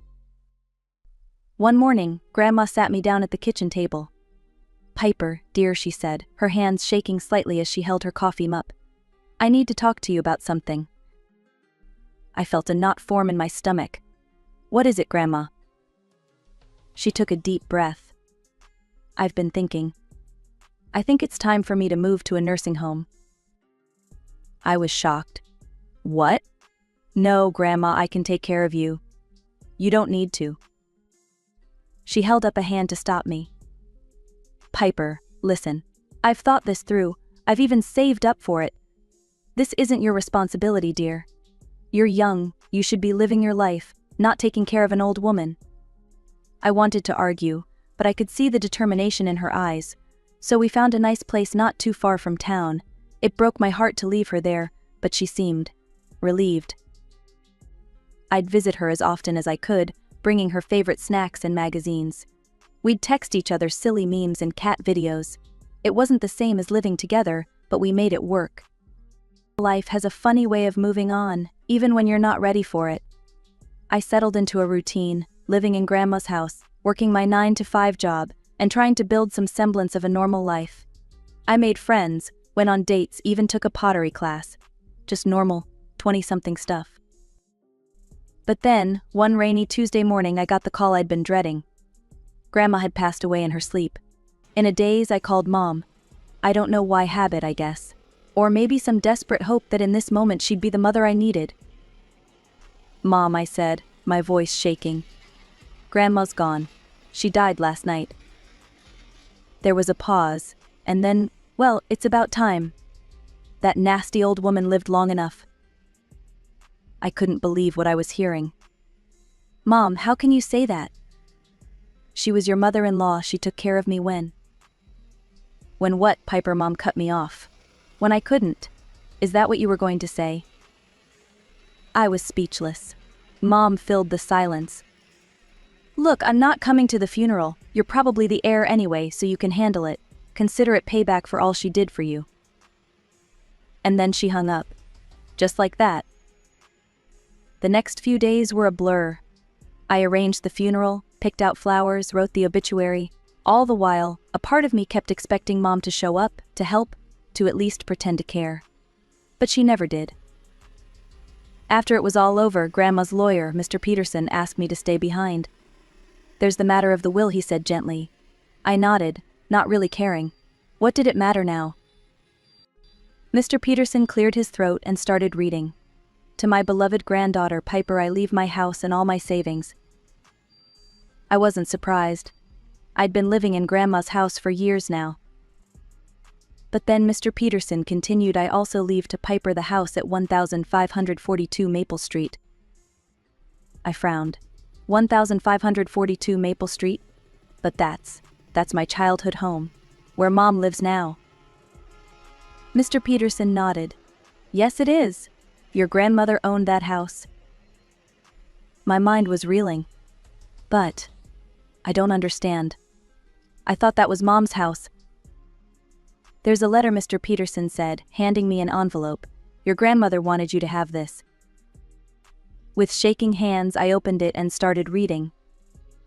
"My dearest Piper, if you're reading this, it means I'm gone. I'm sorry, sweetheart. I wish I could have stayed with you forever. There's something you need to know. The house where your mother lives, it was never hers. It was mine and your grandfather's. We let your parents live there when they got married, but it was always meant for you. Your mother. She's made a lot of mistakes, Piper. Letting you go was the biggest one. I couldn't stand by and watch her push you out of your own inheritance, so I'm setting things right. Remember, this house officially became yours at the moment of your coming of age. All my love. Grandma." I sat there, stunned, and then, like a flash, I remembered. All those years ago, Mom and Dad joking about me being a rich girl and a landlord. It hadn't been a joke at all. Mr. Peterson was saying something about property taxes and transferring the deed, but I barely heard him. My mind was racing. What was I supposed to do now? Kick my own mother out of her house, let her stay. After a few sleepless nights, I decided it was time to face the music. I needed to see my house with my own eyes. I tried calling Mom first, thinking it'd be the decent thing to do. No answer. I left a voicemail, sent a text. Nothing. Typical. So, on a sunny Saturday morning, I found myself driving down Maple Street, my stomach in knots. As I pulled up to the familiar driveway, I almost didn't recognize the place. The once pristine lawn was overgrown, the paint was peeling, and the front porch looked like it might collapse any minute. I took a deep breath and got out of the car. Before I could even reach the front door, it swung open. There stood Mom, and my jaw nearly hit the ground. She looked old, tired. But there was something else. Her hand rested on a noticeably swollen belly. "Mom," I stammered. "Are you pregnant?" She sighed, looking annoyed. "Yes, if you must know. Tom and I have been trying for years. Third round of IVF finally took." My head was spinning. "A baby? Now? After all this time? Can I come in?" I asked, trying to peek around her into the house I once called home. Mom stepped outside, pulling the door shut behind her. "I wasn't expecting visitors. This isn't a good time." I couldn't believe it. My own mother was treating me like a door-to-door salesman. "Fine," I said, my voice harder than I intended. "We can talk out here." I reached into my bag and pulled out the copy of Grandma's will. "Mom, there's something you need to know. About the house. Grandma left it to me in her will. It belongs to me now, legally." She laughed, a harsh, ugly sound. "You're out of your mind. This is my house. Mine and Tom's." I shook my head. "No, Mom. It's not. It never was. Grandma and Grandpa let you live here, but it was always meant for me." I could see the realization dawning on her face, quickly replaced by rage. "You ungrateful little trash," she spat. "After everything we've done for you." "Everything you've done for me," I interrupted, my own anger finally bubbling over. "You threw me away, Mom. You chose your new family over me." She opened her mouth to argue, but I pressed on. "Look, I'm not here to kick you out. But you need to start paying rent. It's only fair." Mom's face turned an alarming shade of red. She started screaming, hurling insults and curses at me that I never thought I'd hear from my own mother's mouth. The commotion must have attracted Tom's attention because suddenly he was there, looming over me with a face like thunder. "What the hell is going on here?" he demanded. Mom, still seething, pointed at me. "She says the house is hers. That we need to pay her rent." Tom's eyes narrowed. He took a step towards me, his voice low and menacing. "Listen here, you little shit. This is our home. If you think you can come here and threaten us." I backed away, suddenly very aware of how alone I was. "I'm not threatening anyone," I said, trying to keep my voice steady. "I'm just telling you the facts. We can talk about this like adults, or we can let the lawyers handle it." Tom took another step forward. "Get off my property before I call the cops." I retreated to my car, my hands shaking as I fumbled with the keys. As I drove away, I could see Mom and Tom in the rearview mirror, still yelling. After that confrontation with Mom and Tom, I felt sick to my stomach. I didn't want to fight, didn't want to cause trouble. Maybe I should just let it all go, I thought. Forget about the house, forget about the inheritance. It wasn't worth tearing apart what little family I had left. But then, a couple days later, all hell broke loose. I was scrolling through Facebook on my lunch break when I saw it. A post from Mom, shared by Jake, my stepbrother. My blood ran cold as I read. "Please pray for us. My ungrateful daughter is trying to kick us out of our home. I'm 5 months pregnant and she wants to make us homeless. How could she do this to her own mother?" The comments were flooding in. Relatives I hadn't spoken to in years, old family friends, even some of Mom's co-workers.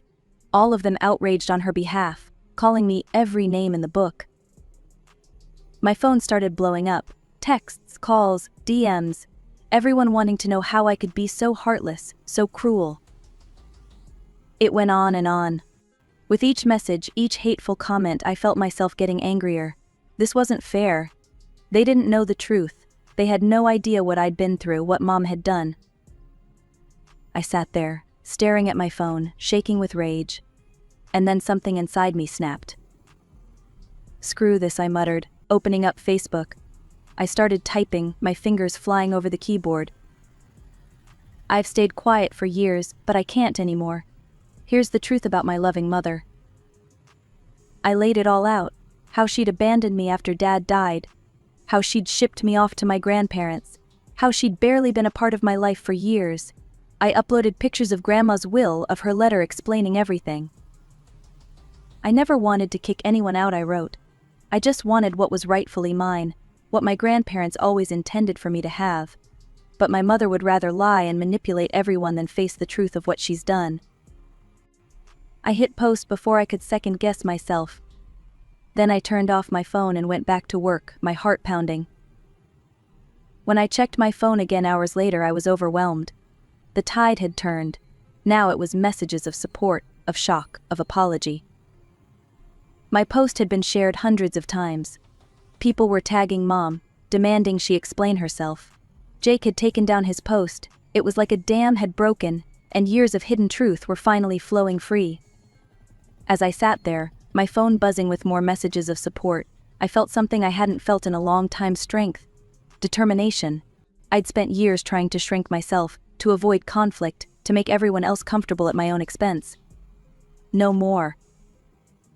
I picked up my phone and called Mr. Peterson, Grandma's lawyer. "Mr. Peterson, it's Piper. I think it's time we discuss my options regarding the house on Maple Street." The next few weeks were a whirlwind of legal meetings, paperwork, and court appearances. Mr. Peterson was a godsend, guiding me through the complex process of reclaiming what was rightfully mine. "We're not just going after the house," he explained one day. "We're seeking compensation for the 6 years they lived there rent-free, plus damages for concealing your ownership." The day of the trial arrived. I walked into the courtroom, my heart pounding, and there they were, Mom and Tom, looking like they'd aged years in just a few months. As the trial progressed, I watched Mom pull out all the stops. She cried, she pleaded, she painted me as a monster who was trying to make a pregnant woman homeless. "Your Honor," she sobbed, her hand on her swollen belly, "how can my own daughter do this to me? To her unborn sibling?" I kept my face neutral, even as I felt my blood boiling. Mr. Peterson squeezed my arm reassuringly. "Your Honor," he said when it was our turn, "the facts are clear. The house belongs to my client. It was left to her by her grandparents, who always intended it to be hers. The defendants have been living there rent-free the 6 years, since Piper came of age, all while keeping Miss Henderson in the dark about her rightful ownership." The judge listened carefully, asked questions, reviewed the evidence, and then, finally, he made his decision. "The court finds in favor of the plaintiff," he announced. "The defendants are to vacate the property within 30 days and pay compensation for back rent and damages." I let out a breath I didn't know I'd been holding. We'd won. Mom's scream of outrage echoed through the courtroom. "You can't do this," she yelled, as Tom tried to hold her back. "She's no daughter of mine." As they were let out, Mom's eyes met mine. The hatred I saw there made me flinch. But I stood my ground. This was justice, not revenge. A month later, I stood on the sidewalk in front of my childhood home, watching as Mom and Tom loaded the last of their belongings into a moving truck. The sheriff was there, overseeing the eviction to make sure everything went smoothly. "You'll regret this," Mom hissed as she walked past me. "You're dead to me, you hear? Dead." Tom just glared, muttering curses under his breath, but with the sheriff standing right there, neither of them dared do more than that. As I watched them drive away, I felt empty. This was supposed to be a victory, right? So why didn't it feel like one?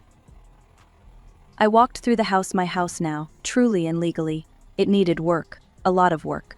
But as I stood in what used to be my childhood bedroom, I knew I couldn't live here. Too many memories, too much pain. So I made a decision. I called a realtor and put the house up for rent. The income from that, plus the compensation from the lawsuit, gave me a solid financial foundation. And for the first time in my life, I started thinking about what I wanted. I'd always had a passion for baking. My cookies were famous among my friends, and I'd even sold a few custom cakes for coworkers' birthdays. So why not turn that into a business? I enrolled in a small business management course at the local community college, started researching commercial kitchen rentals, began drafting a business plan for Piper's sweet treats. It wasn't going to be easy, I knew that. But for once, I was looking forward to seeing what tomorrow would bring.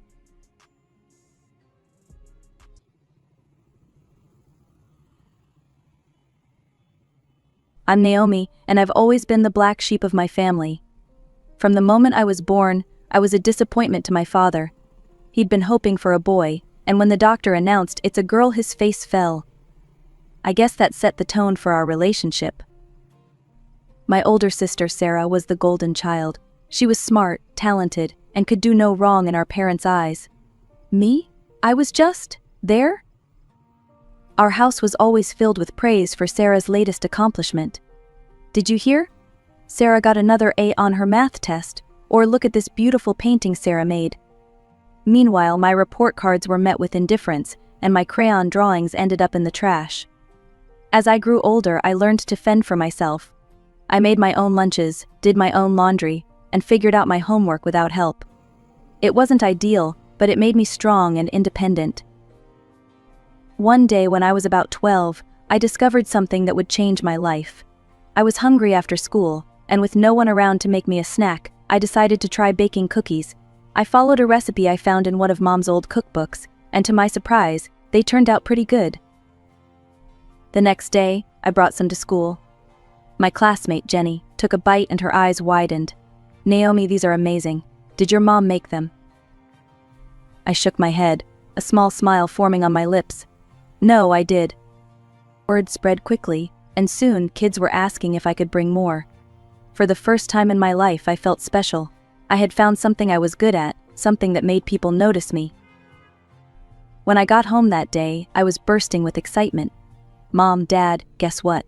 I made cookies and everyone at school loved them." Mom barely looked up from her magazine. "That's nice, dear. Just make sure you clean up the kitchen when you're done." Dad frowned.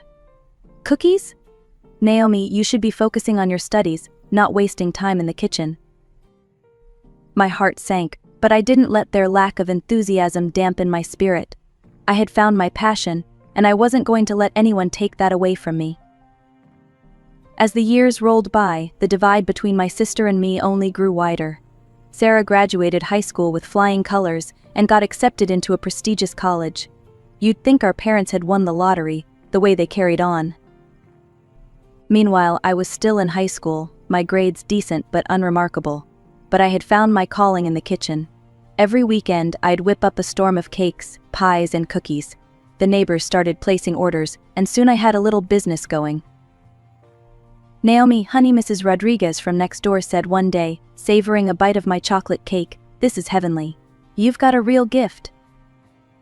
I beamed at the compliment. "Thanks. I'm thinking of going to culinary school after graduation." Her eyes lit up. "Oh, that's wonderful. You'd do so well." But when I shared this dream with my parents, their reactions couldn't have been more different. Mom's face fell. "Culinary school. But that's just cooking." Dad's reaction was even worse. He slammed his fist on the table. "Absolutely not. No daughter of mine is going to waste her life in a kitchen." "But Dad," I protested, "I'm good at it. People love my baking." He scoffed. "Good? So what? You think you can make a living flipping burgers or decorating cakes? Wake up, Naomi. The real world doesn't work like that." Mom chimed in, her voice softer but no less dismissive. "Honey, you need to think about your future. Look at Sarah. She's studying finance, she'll have a real career." Their words stung, but I wasn't ready to give up. I started selling my baked goods at school fairs and to classmates. The response was overwhelming. "Naomi, these cookies are insane," my friend Jake said, mouth full of chocolate chip goodness. You should open a bakery or something." I grinned, imagining it. My own little shop, filled with the smell of fresh bread and sweet pastries. It seemed like a dream come true. But at home, the dream quickly turned into a nightmare. "What's this?" Dad demanded one day, holding up a flyer for my bake sale. I swallowed hard. It's for school. We're raising money for new computers." He narrowed his eyes. "Don't lie to me, Naomi. I know you've been selling your little treats. This stops now, you hear me? You need to focus on real studies, not this hobby." "But Dad, I'm making good money." "Money," he interrupted. "You call a few dollars for cookies money? Do you know how much your sister makes at her internship? That's real money, Naomi. That's a real future." I bit my lip, fighting back tears. I just thought. "No, you didn't think." He cut me off. "Listen to me carefully. This baking nonsense ends now. You're going to buckle down, get your grades up, and apply to proper colleges. If I hear about one more cake or cookie, so help me, we'll cut you off. No more college fund, no more support. Do you understand?" That night, I cried myself to sleep, my dreams of culinary school crumbling like an overcooked cookie. The next day, I started researching business colleges, my heart heavy but my resolve strengthened. I would find a way to make this work. Somehow, someday, I'd follow my passion. But for now, I had to play by their rules. College flew by in a blur of numbers, spreadsheets, and financial reports. I threw myself into my accounting studies, trying to convince myself that this was the right path. But every time I passed a bakery or caught the scent of fresh bread, my heart ached for what could have been. Finally, degree in hand, I landed a job at a large corporation. My parents were thrilled. I rented a tiny apartment, determined to stand on my own 2 feet. But as I sat at my desk, day after day, crunching numbers and filing reports, I felt my spirit slowly dying. One evening, unable to take it anymore, I dug out my old recipe book. The pages were worn, stained with butter and flour, reminders of happier times. I whipped up a batch of cupcakes, losing myself in the familiar rhythms of mixing and baking. The next day, I brought them to work. The response was immediate and overwhelming. "Oh my God, Naomi, these are amazing," my coworker Lisa exclaimed. "Where did you buy them?" I hesitated, then admitted, "Actually, I made them." Word spread quickly. Soon, people were asking if I could make cakes for their birthdays, their kids' parties, even their weddings. I started small, just a few orders on weekends, but soon I was spending every free moment in the kitchen. My tiny apartment was constantly filled with the aroma of vanilla and chocolate. The turning point came when our company's anniversary rolled around. The director himself approached me. "Naomi, I hear you're quite the baker," he said. "How would you feel about making the cake for our anniversary party?" My heart raced. This was a huge opportunity, and a huge risk, but I couldn't say no. The day of the party arrived. I wheeled in a massive cake, decorated with the company logo and intricate sugar flowers. As I unveiled it, the room fell silent. Then the director broke into a huge grin. "This is incredible," he turned to the crowd. "Everyone, give it up for Naomi, our resident accounting wizard and apparently, master pastry chef." The room erupted in applause. The director actually hugged me, whispering, "You're wasted in accounting, my dear. This is your true calling." His words stuck with me. Over the next few months, as the orders kept pouring in, I realized I had a decision to make. I was working 2 full-time jobs, accountant by day, baker by night. Something had to give. One sleepless night, covered in flour and surrounded by orders, I made my choice. The next day, I handed in my resignation. But why?" my supervisor sputtered.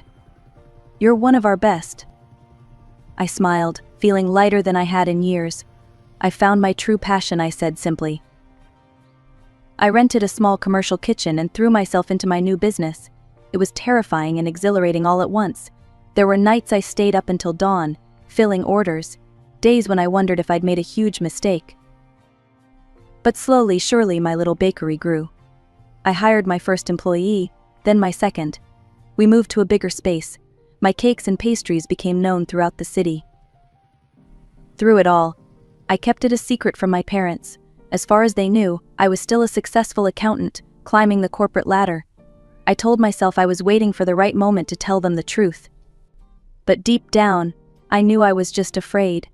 Afraid of their disappointment, their anger, their rejection. As my bakery business grew, I knew I needed to step up my game. I dove headfirst into the world of modern marketing, determined to make my little shop stand out in a crowded market. I created social media accounts for the bakery, posting mouth-watering photos of my creations daily, but I was always careful to keep myself out of the frame. No selfies, no meet the baker posts. Just cakes, cookies, and pastries in all their glory. Despite my paranoia, the business thrived. I partnered with a local courier service for deliveries, extending our reach across the city. I implemented a loyalty program, offering discounts to repeat customers. And then came my masterstroke Sweet Tooth Saturdays. Once a month, we'd open our doors and offer free samples to anyone who walked in. The first time, I was a nervous wreck. "What if no one comes?" I fretted to Jess. She rolled her eyes. "Boss, have you tasted your own stuff? They'll be lining up around the block." She was right. By noon, we had a queue stretching down the street. As I watched people's faces light up with each bite, I felt a warmth in my chest that had nothing to do with the ovens. Our popularity skyrocketed. Soon we were catering high-profile events, supplying desserts to upscale restaurants, even shipping our signature cookies nationwide. And with success came money. More money than I'd ever imagined I'd make just baking cookies, as my dad would say. Before I knew it, my income had surpassed my sister's bank salary. I started helping my parents out, always under the guise of my successful accounting career. When their roof needed replacing, I footed the bill. When they mentioned wanting to see Europe, I surprised them with tickets. "Oh, Naomi, you shouldn't have," Mom said, but her eyes sparkled with excitement. While I was building my business and helping our parents, Sarah was living it up. She still lived at home, spending her entire paycheck on designer clothes, fancy gadgets, and her latest obsession, self-care.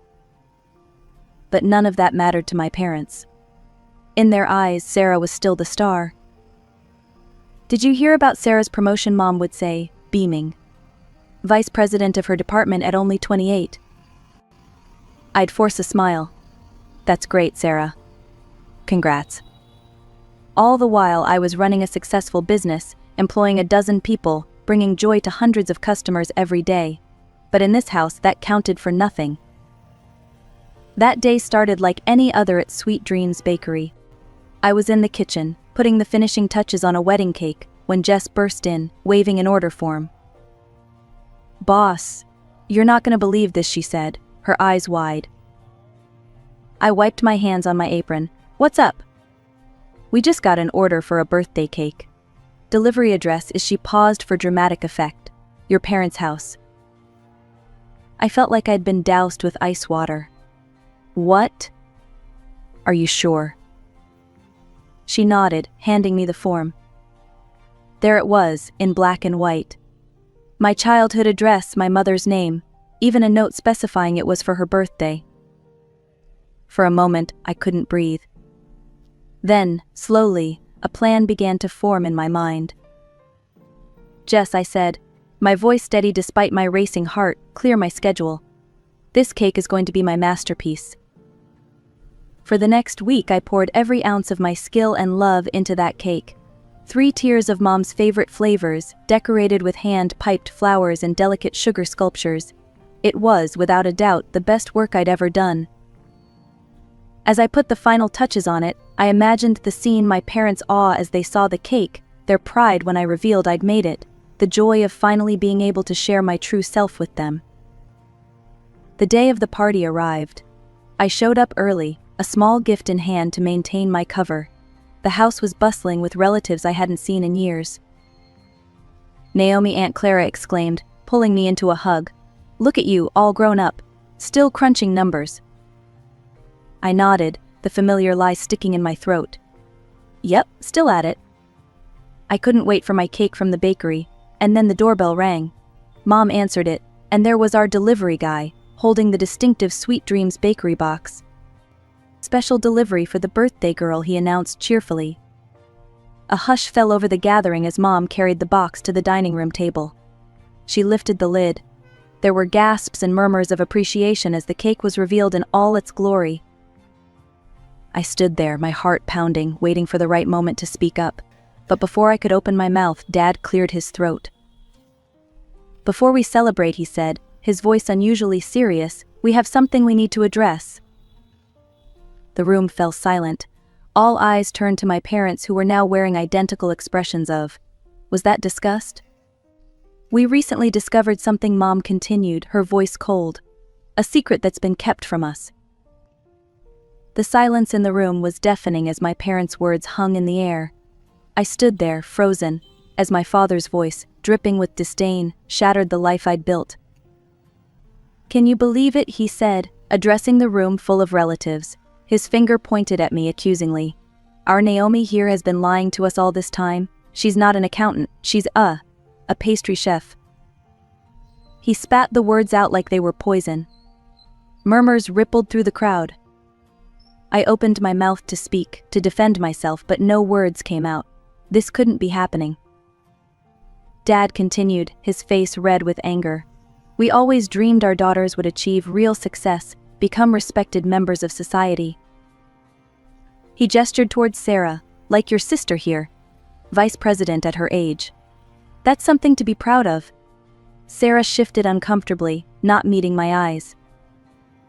"But you," Mom said, her gaze boring into me.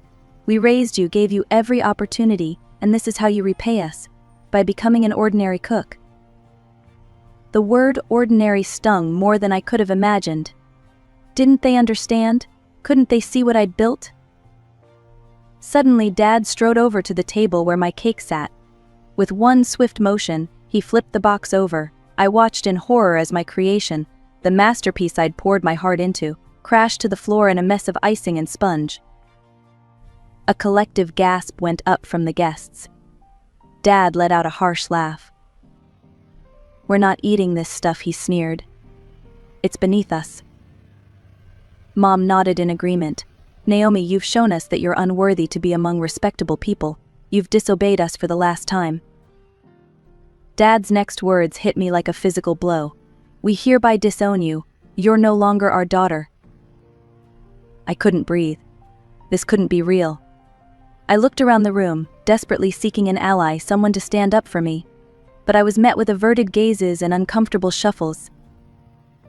Aunt Clara, who had hugged me so warmly earlier, now whispered to Uncle Joe, "I always knew that girl was trouble."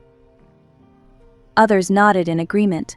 The room that had moments ago been filled with festive cheer now felt cold and hostile.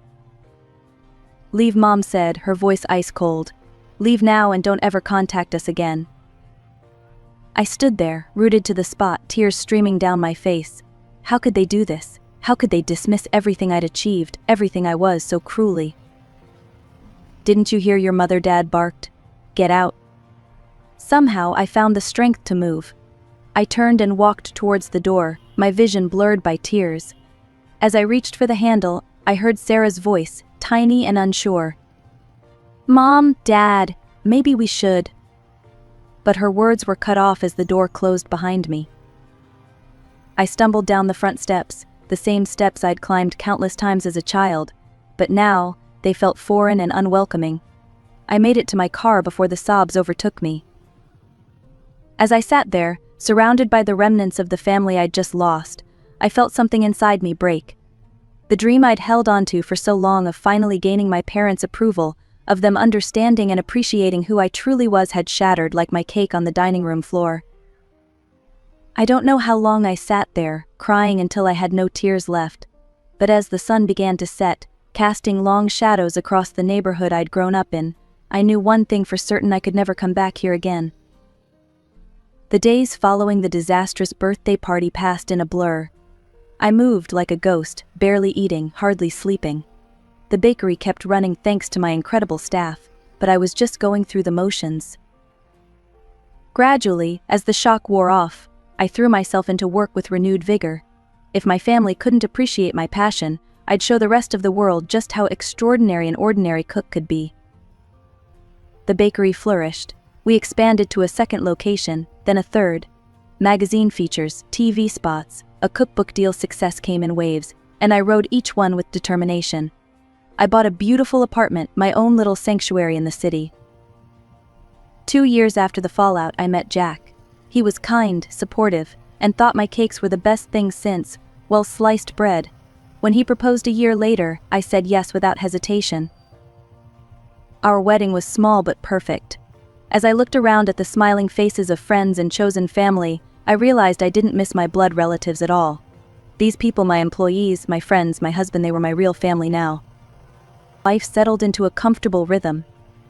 The bakery continued to thrive, and Jack and I built a happy life together. I had everything I'd ever wanted except, perhaps, closure. That changed on a Tuesday afternoon, 5 years after the birthday party incident. I was in my office reviewing plans for our newest location when my phone rang. The number was unfamiliar, but something made me answer. Hello. Naomi, my mother's voice, tentative but unmistakable. Don't hang up, please. We need to talk. What followed was a barrage of information. The bank where Sarah worked had lost its license, mass layoffs, Sarah unemployed for months. They needed help. Before I could process this, my father's voice cut in. You need to give Sarah a job at your bakery. As the director, Sarah has actual business experience. She should run things and you can just be one of the bakers. The absurdity of it all hit me then. 5 years of silence, and this was why they reached out. A cold laugh escaped me. Let me get this straight. You disown me, throw me out, and now you're demanding I give up my business to Sarah. We gave you life, Dad bellowed. We raised you. You owe us. Something snapped inside me then. All the pain, all the anger I'd suppressed for years came rushing out. I owe you nothing, I said, my voice steady and cold. You made your choice 5 years ago. I'm not your daughter, remember? I'm just an ordinary cook who's beneath you. I certainly won't be helping you or Sarah. Goodbye. I hung up, my hand shaking slightly. For a moment I just sat there, letting the reality of what just happened sink in. Then, slowly, a smile spread across my face. I felt lighter somehow, as if a weight I didn't even know I was carrying had been lifted. I owed them nothing. I was free. Just when I thought I had closed the book on my family saga, life threw me another curveball. It was a quiet Sunday afternoon when my phone rang, displaying a number I hadn't seen in years. Sarah's number. With a mixture of curiosity and apprehension, I answered. Hello. Naomi, Sarah's voice was soft, hesitant. I hope it's okay that I'm calling. I took a deep breath. It's okay, Sarah. What's going on? What followed was a conversation that would change everything. Sarah apologized profusely for our parents' behavior, both recently and 5 years ago. I had no idea they called you asking for a job, she said, her voice thick with emotion. I would never have asked for that. I'm so sorry, Naomi. I felt a knot in my chest begin to loosen. Thank you, Sarah. That means a lot. She went on to explain how losing her job had been a wake-up call.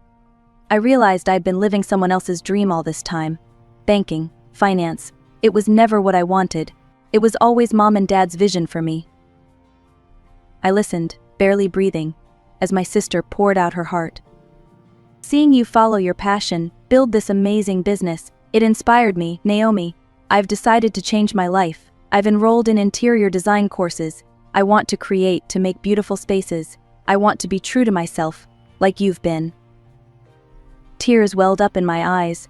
All these years I'd thought Sarah was the golden child, living her best life. I never imagined she might be struggling too.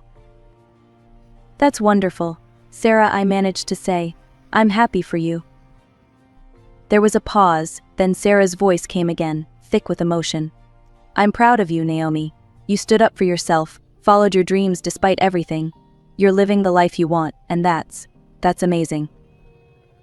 I couldn't hold back the tears any longer.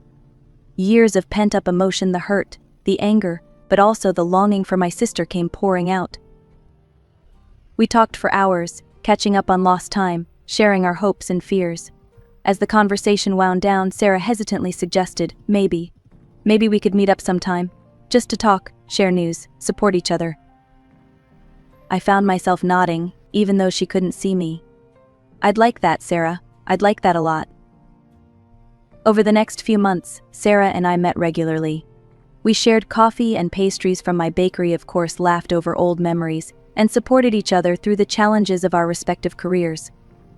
Sarah's interior design business was taking off, and I couldn't have been prouder. As for our parents, we heard through the grapevine that they'd disowned Sarah too when she quit banking. They told anyone who would listen that their daughters had disappointed them, one an ordinary cook, the other a frivolous decorator. But Sarah and I knew the truth. We were living our dreams, building successful careers, doing what we loved. We had found our own paths to happiness and fulfillment. One day, as Sarah and I were having our weekly catch-up at my bakery, she looked around at the bustling shop, then back at me with a smile. "You know," she said, "I think we turned out pretty great, all things considered." I laughed, feeling a warmth in my chest that had nothing to do with the ovens. "Yeah," I agreed, "I think we did."